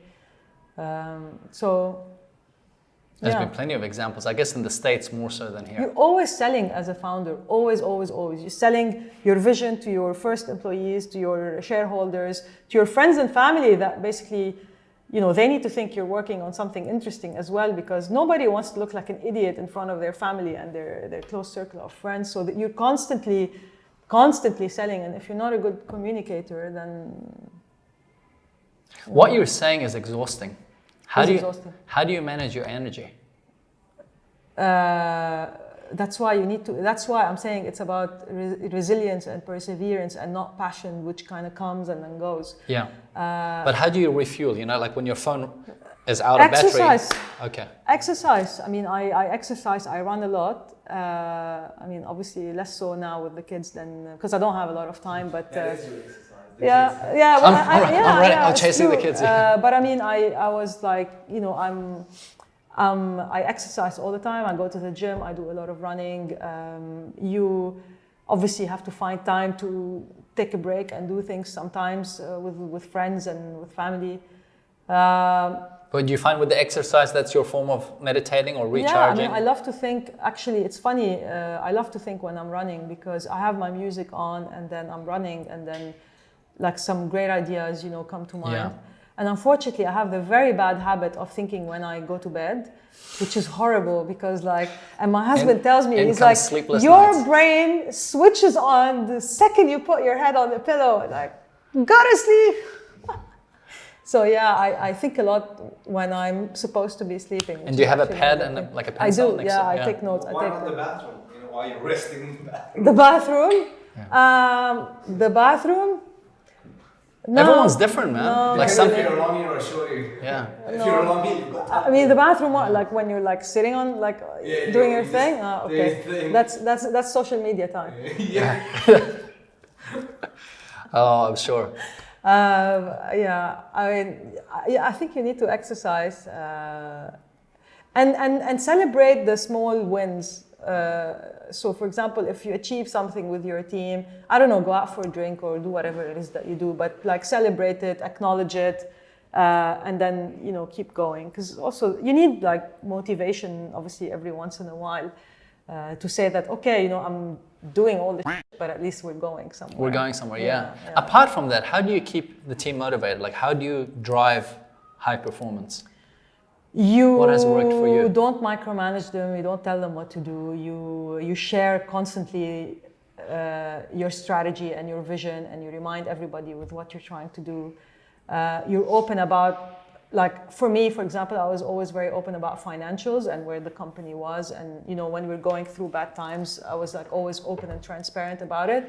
In fact, you know, like we went through a really rough patch in 2014, and Ryan, the guy I was talking about, spent 6 months without getting paid because he believed in the vision so much. And then when we raised money, you know, I was able to pay him like retroactive. But you need people like this.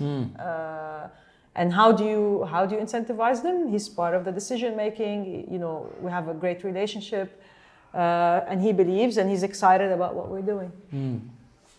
That's powerful. When you were talking, I was reminded of Angela Duckworth's quote, which is, enthusiasm is common, endurance is rare. Exactly. It's very easy to get excited about something, or like, I'm going to give you an example about the podcast, okay? I've been thinking about doing a podcast for maybe 6 months now. And I was like, yeah, I can do it. You know, I have the network. I can pull in people for interviews. Easy, just put a camera. And I didn't do it. And it stayed. I'm like, I need to do a podcast. And then I was like, okay, how am I going to make this thing happen? So I started telling people that I'm going to do the podcast. And I kind of like put myself in a situation where like I have to do it now because I've like told a bunch of people that I'm going to do it. And then you start making all these excuses like, I have to get like a good camera and I have to find a video editor and I need to buy good mics because I can't do it on the phone. And I have to like find a place and you start making all these like impediments and obstacles, and then you realize 3 months later you haven't done anything. Yeah. And then I was like, okay, I want to spend the least amount of money on this thing. I'm going to do it in a very entrepreneurial way. I don't care about the production. I'm going to just put my phone there and record on it. And I bought microphones. And I just started. It always comes when we make a decision. You know, all this kind of like burden that we have in whatever we do, whether it's weight loss or starting a podcast or getting into a business, it's all pre-decision. Yeah. Once you make a decision, and everyone has experienced this in their life, then in any aspect, the moment you make a decision, it actually becomes easy. Because then you're not, all this weight is because of uncertainty. Do I not? Fear. Yeah. What are people gonna think of me? Are people gonna think I'm stupid? Are they gonna look at listen to my podcast and think she's an idiot? Or like, there's always this fear. Or what if I don't succeed? What if I put my first episode on there and I have like 20 and it doesn't get a million likes? Yeah, and I'm like, oh my God, you know, what are people? So you have all these fears and all these things, and what are they gonna think if the lighting is not good in the room, and like, I don't know, whatever. Yeah. So I decided that, and that's why I started. So I've done 4 interviews already. I mean, again, that's also not a lot, and I still can move faster. Yeah, but the thing is, the moment you make a decision, then everything else falls in line. Now you're not thinking, should I, am I? No, it's just, okay, I've made a decision, it's going to happen. And it's also what you told me, like at the beginning when I first came in here and I was talking about the room and I said like, you have echo, blah, blah, blah, and you said, I don't care, you know. I mean, it's about the honest truth. It's about the content, right? It's about the, you know, the lessons. It's not about like how good the lighting is. And I think this is also, sometimes we have so much ego and a need to be like a perfectionist to a point where you stifle yourself and you don't end up doing anything. Yes. Because, oh, what if I do it and, you know, someone doesn't think it's good. It was Reid Hoffman, I'm just trying to paraphrase what he said, was if you can't look back at something you had launched and laugh at it. And you're not embarrassed. And not if embarrassed you're not embarrassed by the first product you put out there, you've launched too late. Yeah. That's the one. Exactly. I was telling my brother, and it applies in business, it applies to every aspect. It doesn't matter how much you prepare, even as a motivational speaker. I laugh, I cringe at 5 years ago. And I'm sure in 5 years, I'll cringe at today because we're constantly evolving. But unless you're willing to be terrible, you will never become great. 100%. 100%. I mean, I couldn't agree more. There's always, it's never going to be perfect. And that's why, you know, yes, I could go and spend, I don't know, $10,000 on bringing like a great equipment and renting a room and getting a great editor and all of that stuff. But then, you know, you're not doing it in an entrepreneurial way whereby, look, I'm going to put something out there and I'm going to test and see and what the feedback is going to be. And then if it's successful, great, I'll invest in equipment and I don't know what. Yeah, grow as you go. What have you learned from your husband? Because you guys have long conversations. Yeah. What would you say is the single biggest thing he taught you? The single biggest thing. Careful with this one. No, brownie points aside. Like just an honest thing, because there would have been a lot that you would have learned from each other. He's very resilient, actually. You're pretty resilient. Yeah. When he puts his mind to something, he's very adamant and like steadfast, and he goes at it. He's very calm. He's not like the guy that screams and shouts and yells. Actually, I think since I've known him in, I don't know, 97, I think, or 98, I don't think I've ever seen him like actually fight with someone.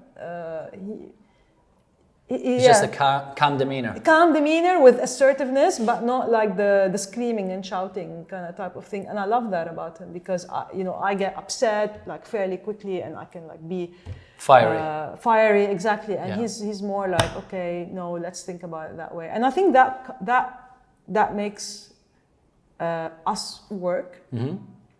He's like a career guy, you know. He's done 9 years in Nokia and like 7 years now in Apple. He's like, you know, on this kind of stable trajectory. I'm more like da. And but you're both doing something you like. Yeah, it works. And that's why it works. Because if he was like that and I was like that, then obviously our life would be very chaotic. Yes. But he brings stability, mental and, what is it? Like, I can't find the word that I'm looking for. He brings stability. Peace and serenity. Yes. Yeah. It's not like chaotic. It's not stressful. So yeah. Buddha like calmness. He's not really a Buddha, but I think that's why it works, because I feel that we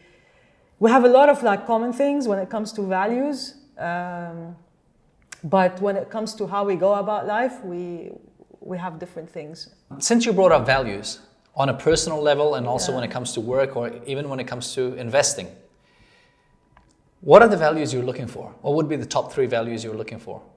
I'm looking for. Either looking for, because at the end of the day, even when you invest, it's a relationship. With your friends, it's a relationship. With your partner, it's a relationship. With the circle of people around you. Honestly, I really value honesty. I don't like it when I feel that someone's being dishonest or trying to cover something. I would be, even if it's like a bad news or whatever, I'd rather just say it and be honest. Like, if you don't want to invest in my company, tell me no, I don't want to invest in your company, and don't let me sit around for like 6 months trying to figure out what you want to do. So, and I try to do that, hopefully well and hopefully better with the companies that that I invest in. Is that yes or no, or like give me X amount of time and I'll reply to you, but not leave people hanging. So I think honesty is very important. I think people also that don't take themselves like too seriously. People that are humble and not like trying to sell all the time. Yeah. Like I know you said you have to be selling all the time, but there's a different way in selling. Like there's like you as a founder selling your vision to someone that is going to potentially come and work for you. And there is something like, I'm like a visionary and I don't know what. And so I think there's... They call me the next Steve Jobs. Whatever, yeah. So be humble, because ultimately, no matter how good you are, there's someone who's like far better than you. So don't take yourself too seriously and relax. I think I like that in people, and I feel more comfortable dealing with people that are humble and relaxed than someone who's trying to show off and tell me how great they are all the time. Yeah. It puts me off. When I was younger, I was very frustrated. And I wish someone would literally just pull me to one side, maybe at like 18 years of age, and say, hey, Kev, what do you want in life? And I would tell them, I just want to have the freedom to do what I want when I want, travel, have a coffee. But I'm very basic. And he would tell me, he or she would be able to then tell me or drill it into me that, Kev, entrepreneurship is not the way for you. It does not suit your personality. It doesn't work for you. What you're good at is, say, for example, sales or holding a position of number 2, number 3, number 15 within a group. Earn your income, you're an investor type. Invest in startups, invest in bits and pieces, but you're not the kind of person based on your personality or based on your desire, which is more important even, whether I want to do something or not, to be the kind of person who goes there and has to deal with people for meetings and running a company. Yeah. I wish I had that drummed into me, because it would have saved me a lot of painful years and a shitload of money. Okay. Is there advice that you wish you had taken on board or realized? This came about when you were telling me about your husband and yourself and how you're different, but it's being okay in knowing what's good for each one of you. Yeah. Right? Because entrepreneurship is not for everyone. And I don't hear enough of this. I wish more people would say, hey, buddy, entrepreneurship is not for you. Yeah, absolutely. Absolutely. Have you ever told someone entrepreneurship is not for you? Like, with what you want to do or based on your personality? I haven't been that honest to tell someone. Because I think, it's not my job to do that. Sure. I mean, I do a lot of mentoring for startups, and, as a mentor, your job is to ask questions and get them thinking and maybe try to point out certain things that they might have missed out, etc. But your job is not really to tell somebody entrepreneurship is not for you, because honestly, you don't know. How would you know? Yeah. Plus, you don't want to be the person that says that. So I haven't done that. But sometimes I look at people and I think, you're not going to make it. Like you don't have it. But I don't know. I mean, who am I, right? Maybe I'm wrong. Yeah. So I couldn't say this to someone, but I agree with you. It's not for everybody. The uncertainty of it, you have to really have thick skin. Yeah. Like the thing is, I have these qualities. I have thick skin. I mean, I wouldn't be where I am today if I wasn't stubborn. Like resilient, stubborn, whatever you call it. I'm like a dog on a bone. People come up to me saying, I want to be a motivational speaker. My first thought is, are you willing to be hungry for 15 years? Yeah. Because I'm not using hunger metaphorically. I've had hungry days and nights for weeks and months. I didn't have rent. I didn't have a place to sleep in. And I'm not saying that should be your journey so you can And you talk didn't give about up. it. But I didn't. I'm dog on a bone. Yeah. I've learned this from my mom. It doesn't matter. This is my bone. I'm on it. Yeah. It's cost me a relationship. It's cost me ego. It's cost me respect. Like, how I feel with my brothers. It cost me not having a home. I couldn't buy a cup of coffee. No, I'm on it. I mean, that's stupid stubborn. And if I could go back, I would make some changes, right? But that was me. I'm all in. But I always knew I don't want to have an organization. Like, I don't want to manage people. I don't want to wake up in the morning having to run a meeting with people day in, day out. I'm a motivational speaker. I'll come in, I'll speak to 10,000 people, 45 minutes, they pay me, I'm out. I don't even enjoy the networking part. I get invited to free dinners, come here, thank you, I'm busy. I go and work or watch Netflix. Okay. Like, these are things that if I was honest with myself, it would have been so clear from the get-go. I've got the grit, I've got the thing. But you don't know though, I mean, what you're good at and like, unless you do it and then you know that this is not what I want to do. But I've repeated the mistake so many times. Like in so many businesses, I'm like, why am I going into a business when I know that at best I should just invest and stay the f*** out? I can give advice, I can consult if they're asking me for it, and I do that, whether I'm invested in it or not. I'm good at those parts. But to be on the ground execution is not me. And that took me a while to realize I'm good at this level. Execution is someone else. My brother he's the executioner. He likes to go in, he likes to turn around a business, sell it off. That's his strength. And you can see him light up with joy when he talks, oh man, this is underperforming. I can go in, change the staff. And the moment he starts talking like that, I'm like, oh man, I would hate to do it. And all of this is just terrible. Actually, I saw this thing on Forbes, and the guy, I forgot who it was, he was saying that a lot of creative, innovative leaders, they're not necessarily great executors. But that doesn't mean they're not good at what they're doing. Some people just innately, within behavior, they're able to run with it. They're able to execute. And usually it's quite clear he's an innovative leader, but he can't execute it. Yeah. But he's got the right strategy. Well, you'll find someone to run it. And I think the trick is to bring in the right people. Yes. That are going to help you execute on your strategy. That's why it's very important, because if you bring the wrong people, then you're screwed. Oh man, right? I'm suffering right now. Yeah. But that's how people succeed, right? They have a vision. They are great at selling that vision. But But the role of that selling of the vision is to bring in the right people that help you take it through. And a lot of successes are credited like to a single individual, like an iconic entrepreneur or something. But in fact, there's hundreds, if not thousands, of people working and to make it happen. So it's not a single person. 100%. Have you ever seen that video of the F1 cars getting their tire change? Yeah. It's amazing, right? Because it's the driver that goes on the podium, but there's 21 people, I think, and under 3 seconds have to change 4 tires. Yeah.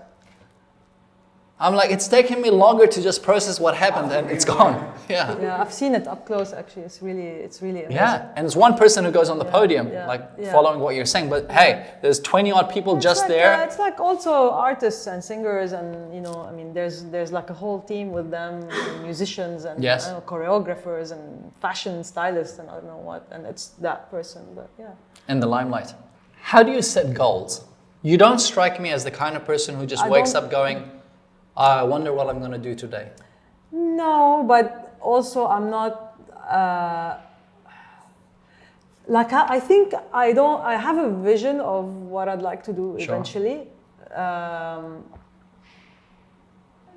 For example, one thing I really wanted to do when I was in my early 30s is that I wanted to get into politics. Okay. And I thought by the time I'm 45, 50, I want to be into politics because I feel that politics should be about, improving people's lives and improving the communities that you live in by doing certain initiatives and, kind of like how Nabbesh helps, connect people with opportunities. I think the role of government official or a member of the parliament is also to improve their community and to do something good. Well, unfortunately, it's not. If you look at politics in our part of the world, it's not really the case. Yes. It's about stealing and corruption and all of that. That's why I think, we deserve better. And we deserve that people do jobs because they're good at them and out of merit and actually are judged on what they deliver and what they achieve versus like my dad was a politician and I don't know what. I shall continue. So your thing is not necessarily a timeline in 3 years. So it's my more thing of is like this is the vision. A vision, yeah. And a direction. Yeah, it's. I mean, I know that I enjoy being with people. I enjoy adding value and helping, and maybe not helping, let's say, on an individual level. Like maybe I'm not going to say, oh, Kevin, like how can I help you? But if there's something that has impact, it usually interests me. And so I know I like to be around people. I know I like helping people. I like to work on big initiatives and big activities. So that's why I sort of felt that like maybe like an NGO, maybe not like politics, but something to do good and positive impact. I think this is like a vision of where I'd like to be. And so, I don't see myself as like the billionaire, I mean, I want to have money. Sure. Let's be clear, but I think I want to have money so that I can do the good that I want to do. That's really nice. Yeah. In order to do good, yeah. in terms of what you've done, you have to be able to. You're a mother, you're a wife, Yeah. you're an entrepreneur, you're an investor. Yeah. You need time for yourself. How do you stay focused? Like, how do you avoid distractions? I mean, look, sometimes distractions are not a bad thing, Sure. because sometimes distractions bring opportunities. Sometimes an opportunity is there and you just don't see it because, it's there's a saying, I don't know who says it, that says like, success sometimes is there and it's just standing in front of you, but you don't see it because it's dressed like work. And sometimes people don't want to, try something or do something because it's hard or whatever, and it's usually an opportunity. So I'm not necessarily like a laser focused type person. Like I can't tell you, in the next 5 years I'm going to do X, Y, and Z. I'm usually flexible and I like to explore things. So again, I have a vision in terms of the spaces that I'm interested in. And I think what I'm doing today is on the right trajectory. I mean, Nabbesh is very much social impact. Meeting people is something I do all the time. Building networks is something I do all the time.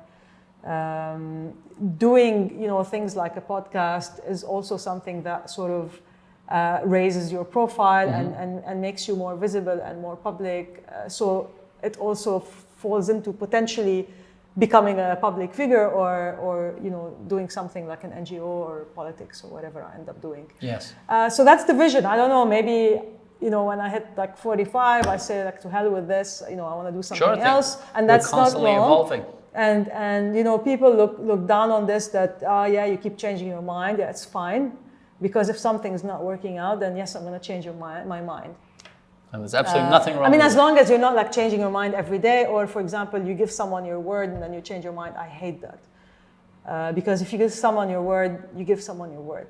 Yeah, that's different from changing because maybe you thought a certain path was what you wanted, or you've gone down the path, you've grown the maximum you could grow, and now you need to pivot or you need to adjust. And then you have like your let's say your value system or your priorities. So for example, like I was never a person who is like had a real thing about money, for example. Like I was never a money chaser. Like some people take jobs or do things because they can make more money than doing something else. So for me, it was never ever the case. Even until today, it's never about the money. Like I said, you need money obviously to be able to do things that you want to do. But when I assess an opportunity or something, it's not usually, how much money am I going to make out of this? so it's not, it's secondary or tertiary after things like, is this what I want to be doing? Is this how I want to position myself? Is this exciting for me? Do I have passion for this versus how much money am I making? Yeah. So you kind of tend to do things that fit within a space that eventually is going to probably take you in a certain direction. So you know the direction, but you don't know exactly How it's going to pan out. Yeah, how you're going to get there. How do you manage your time? Because this is a very limited resource, especially if you're a mother. Yeah, without the kids, obviously it was a lot easier because both my husband and I worked long hours. I worked weekends. But I liked it because I don't know if this was on camera or when we weren't shooting, the fact that you get a chance to spend time with your husband and have conversations. Yeah. That requires some sort of time management to be able to make sure that the kids are doing okay, the relationship is doing okay. With the kids, I must say, it's very, very challenging because I'm always constantly torn, with the fact that how much time do I want to spend with the kids versus how much time do I spend on my career and what I'm trying to do. So there's a battle. There's like a constant battle all the time. Am I a good mother? Yeah, I'm a good mother. Oh, but I really should be spending more time here because I'm letting things slide, on the work side. So I kind of do this and then it's up and down. And I think ultimately you have to get to, you have to accept basically that, okay, this is the kind of mother I'm going to be and this is the kind of career and live with it. The guilt kills me. It's always a battle for me because I waited a long time. I didn't want to have kids initially. We were married for 9 years before we decided to have a child.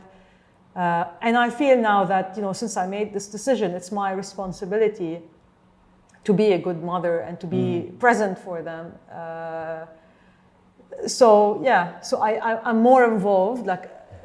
I want to be involved and I want to be there. Because you're conscious of that decision. Left out and let's get the nanny to take care of it and so on. And again, nothing wrong about that, by the way. If you're okay with that, then you're okay with that. So me, I'm still trying to find a middle ground. So the middle ground for me is they go to nursery. So I have a clear schedule till 2 o'clock, so I can do whatever I want. Work. And do you have a method in terms of work? So if you only have a few hours every morning, which is very limited. Yeah. Do you have a thing of going, okay, I'm not looking at emails until this time? No, I'm not taking any meetings until this time? No, but if I'm working, I usually don't take breaks. I usually don't go out to a big lunch or whatever. I'm conscious that there's a certain amount of time. So it just focuses you. So I'm very focused when it comes to that. And this is the thing, now for me, time is super, super valuable. So I actually say no to a lot of things like you. So I sometimes pass on a lot of conferences or networking or even social activities because sometimes I think, okay, do I go out or do I go to sleep? I'm really tired. I'm going to go to sleep. Or some people say let's catch up over coffee. No, sorry, I don't have time to drive half an hour to where you are and do a coffee and then, that's 2 hours of my day. Yes. So if something can be done over the phone, I do it over the phone or over a message or an email.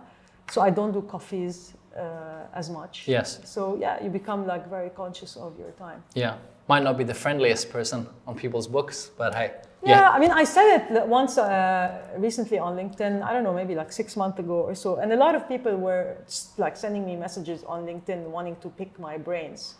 They're founders and they want to pick my brains. And I'm like, okay, with all respect, I have a finite amount of time as well. So either offer me something, incentivize me so you can pick my brain somehow, I don't know. Yes. But don't just come and ask flat out, I want to pick your brain. Yes. Because first of all, my brain is not cheap and my experience is not cheap and my time as well. Sure. So I put out a post on LinkedIn saying that, don't call, reach out cold like this and ask for something really important, which is my time, without, saying why should I do it for you? Why should I care about your startup or your pitch? not because you're an entrepreneur, I'm going to help you. So give me a reason. Yes. I've shared on this because I was asked the question on a panel with a whole bunch of entrepreneurs, and I said, whether you're an entrepreneur or not, if you want to get someone's attention, their time, or you're asking them for something, show them immediately from the first line, how can you add value to them? Exactly. What's in it for them? Yeah, and I put out this public post on LinkedIn, and some people were offended. Some people actually send me private messages saying, oh, this is like so uncharacteristic of you, and like, are you going through a tough time because this is not the Loulou we know? I'm like, I'm speaking my mind. It's just like, I'm conscious that people I want to help people, but help me help you. Right. Like, don't tell me, oh, like, here's, I'm an entrepreneur. And sometimes people come to me, they have an idea that they're thinking about. Why are you wasting my time? Like, go do something, start something. Create an MVP. Like, come back to me. We live in a day and age that today an idea alone, like, you're behind the 8 ball if you're pitching with just an idea, or if you want someone's attention with an idea.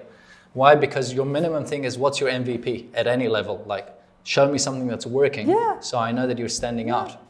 Tell me why I should help you, and how can you add value to me as well? Yes. What's been a quote or a guiding philosophy that's helped you, or that currently resonates with you? Because as we grow, things change. But what's currently resonating with you that you might have read in a book or heard in a podcast? Two will be good. There's two that I love very much. There's one which is basically not a quote, but more of a strategy, which is basically burn the boats. If you Google burn the boats, you will be able to see this it. This is cool, But basically, if you want to win at something, and you're like stuck on a shore, and you and your team are there, don't tell them basically how to get things done. Yes. Or to get out of there, but burn the boats.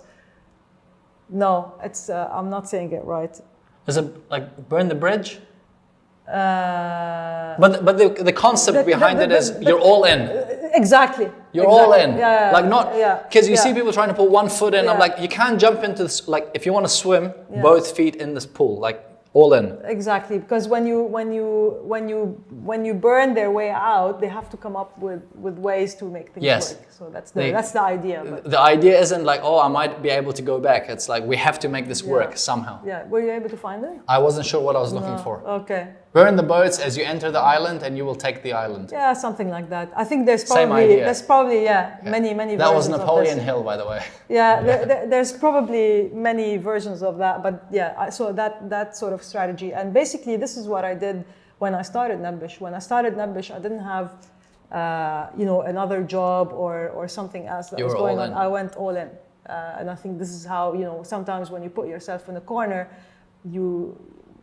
maybe the best comes out of you. Yes. And the quote that I really like is also one to do with boats, actually, is the one that says, you should have asked me this before so I can got you the quote.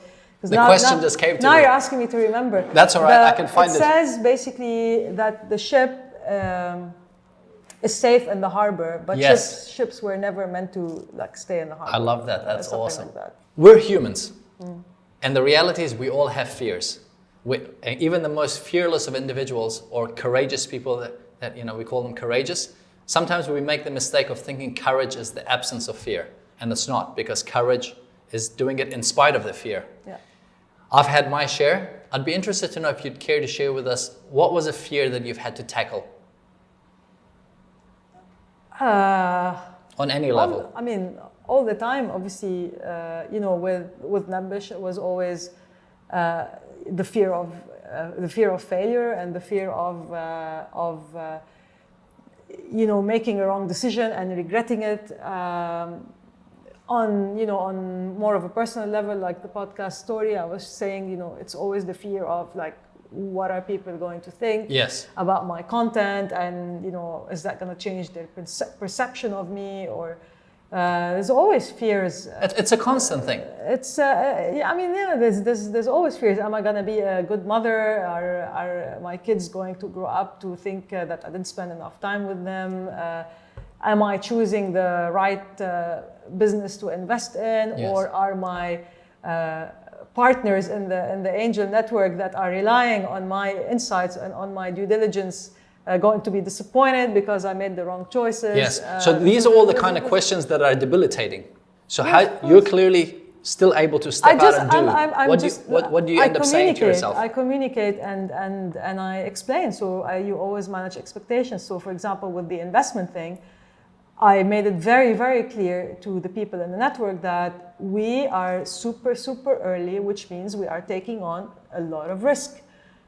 Because we don't know if something, how well something's going to work out. Because if we want to come at a point where there is quite a bit of traction, obviously the upside isn't going to be. No, we cannot play because we don't have that kind of money. Sure. Right. So when you're going in at like a seed or a Series A, the ticket sizes become $200,000, $300,000, $500,000, $1 million. So we are investing anywhere between like $25,000 and $100,000. So at this point, sure. I don't know, maybe we'll invest more eventually, but so I cannot come in at like later rounds when let's say there is more certainty or a little bit more certainty. Yes. So we're very early, which means we're taking risk, but yes, we are obviously compensated. Because the valuation of the company at that point is very low, there's a lot of uncertainty. So yes, you are. Should things turn out, you will be well compensated with vis-a-vis how much you've invested. Sure, that's communicating with others. Yeah.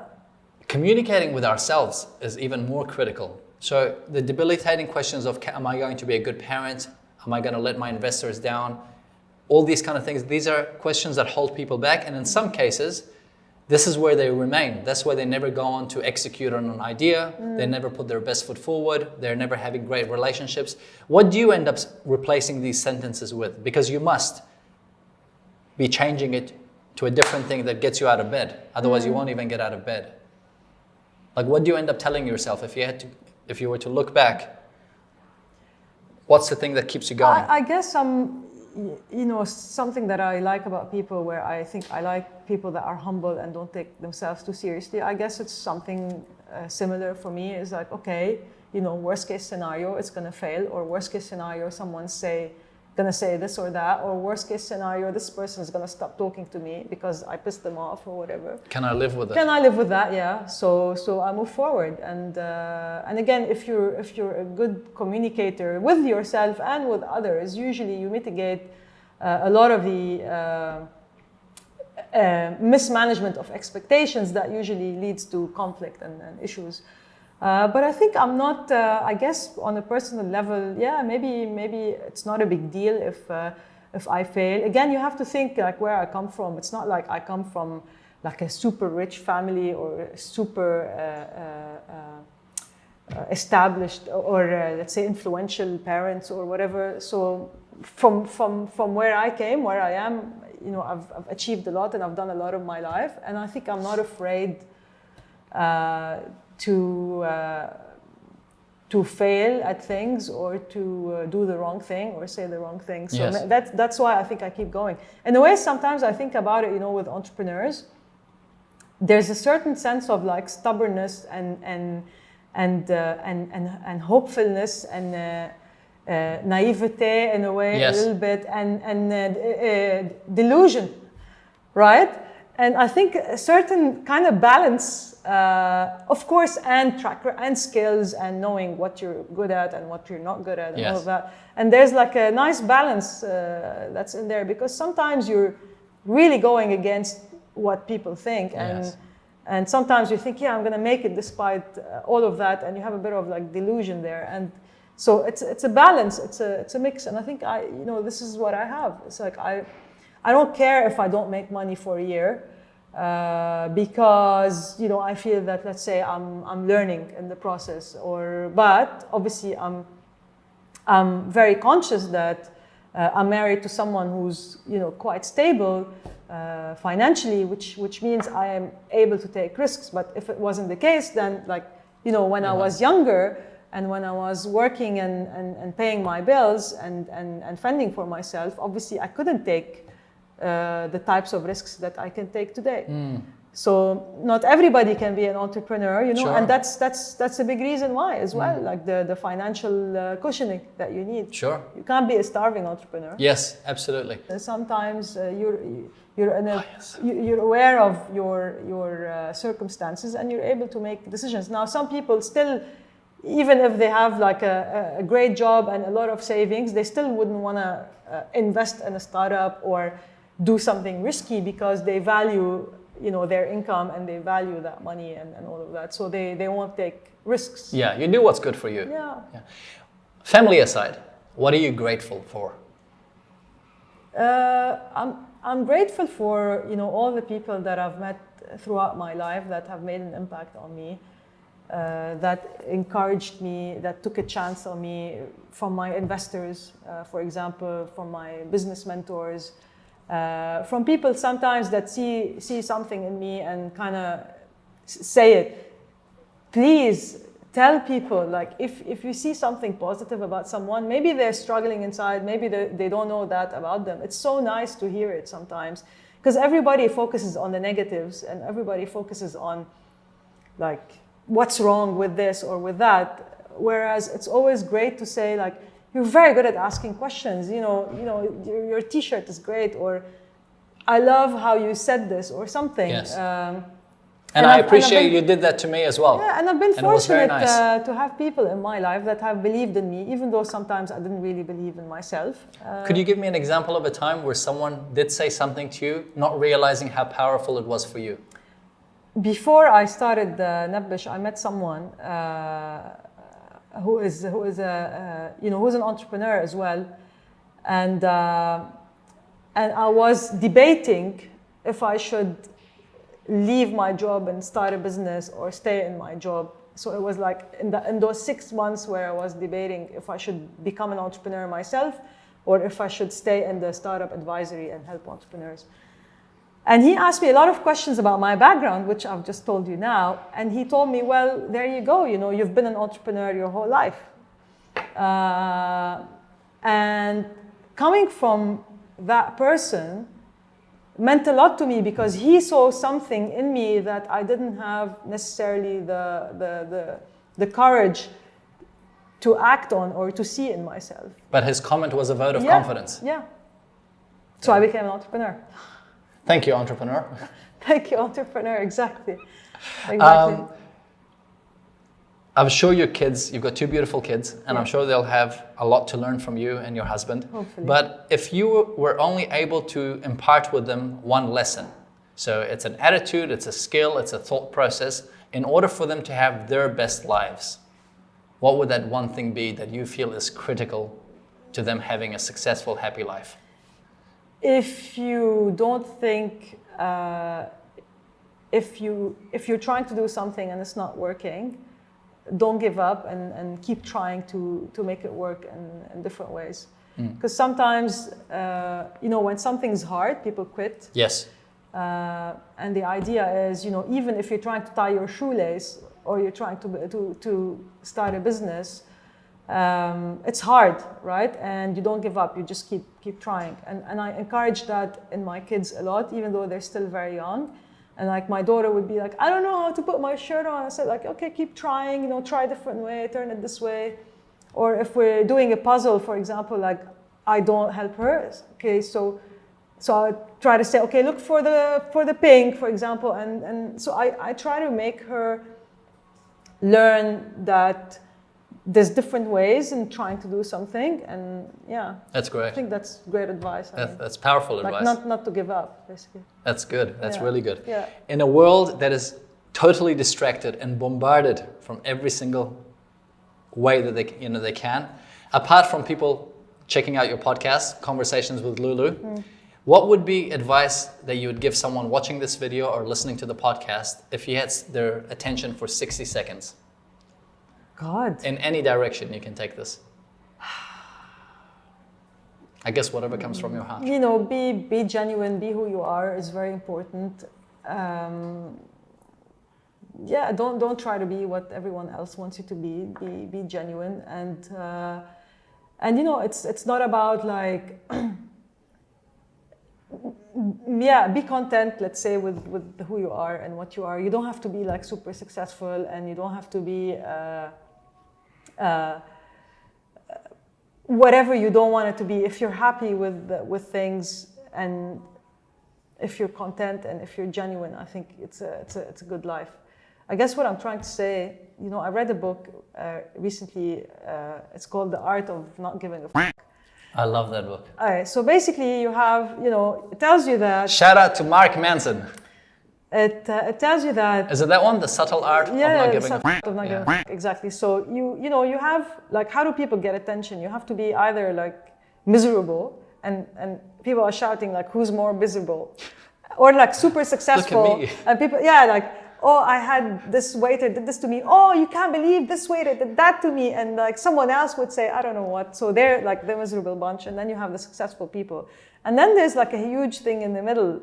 But people like don't want to be that. So what I'm trying to say is, if you're, most of us are in the middle anyway. So just do your thing and learn to be happy. Yeah, exactly. Be content with who you are and what you're doing, and be yourself. Yeah. Because this comes with wisdom over the years, but I've come to realize, I'm thankful earlier on in my life, hopefully if I get till 80 or 90, is if you're not happy with where you are today, you'll never be happy. Yeah. And this is something you learn to be happy. And I guess we all have that thing. Perhaps I'll ask you one more question before you leave, and that is, how do you balance between happiness and ambition? Because they're pretty much on two ends of the spectrum.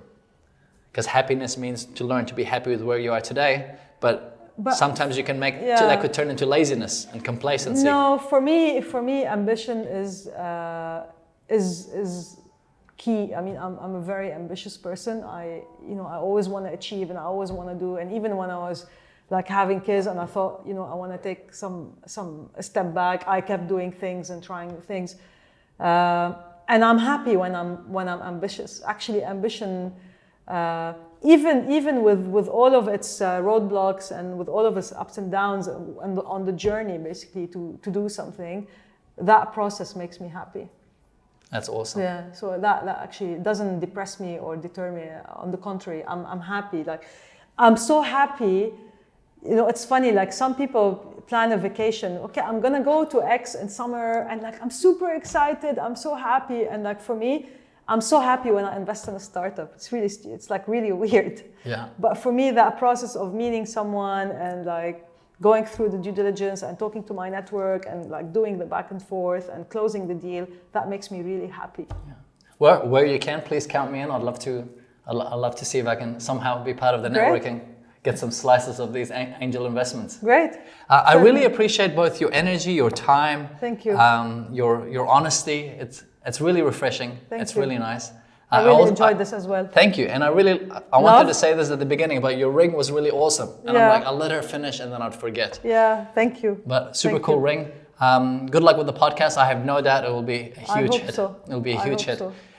Folks, what a lovely guest, and with so much wisdom. I got so much out of this, and I'm sure that when I go over it the second time, which I recommend you do, go over the video or listen to this podcast again, because I guarantee you there was so much that was said that you could just not hear the first time, or you won't pay attention to it the first time. The second time will always be better.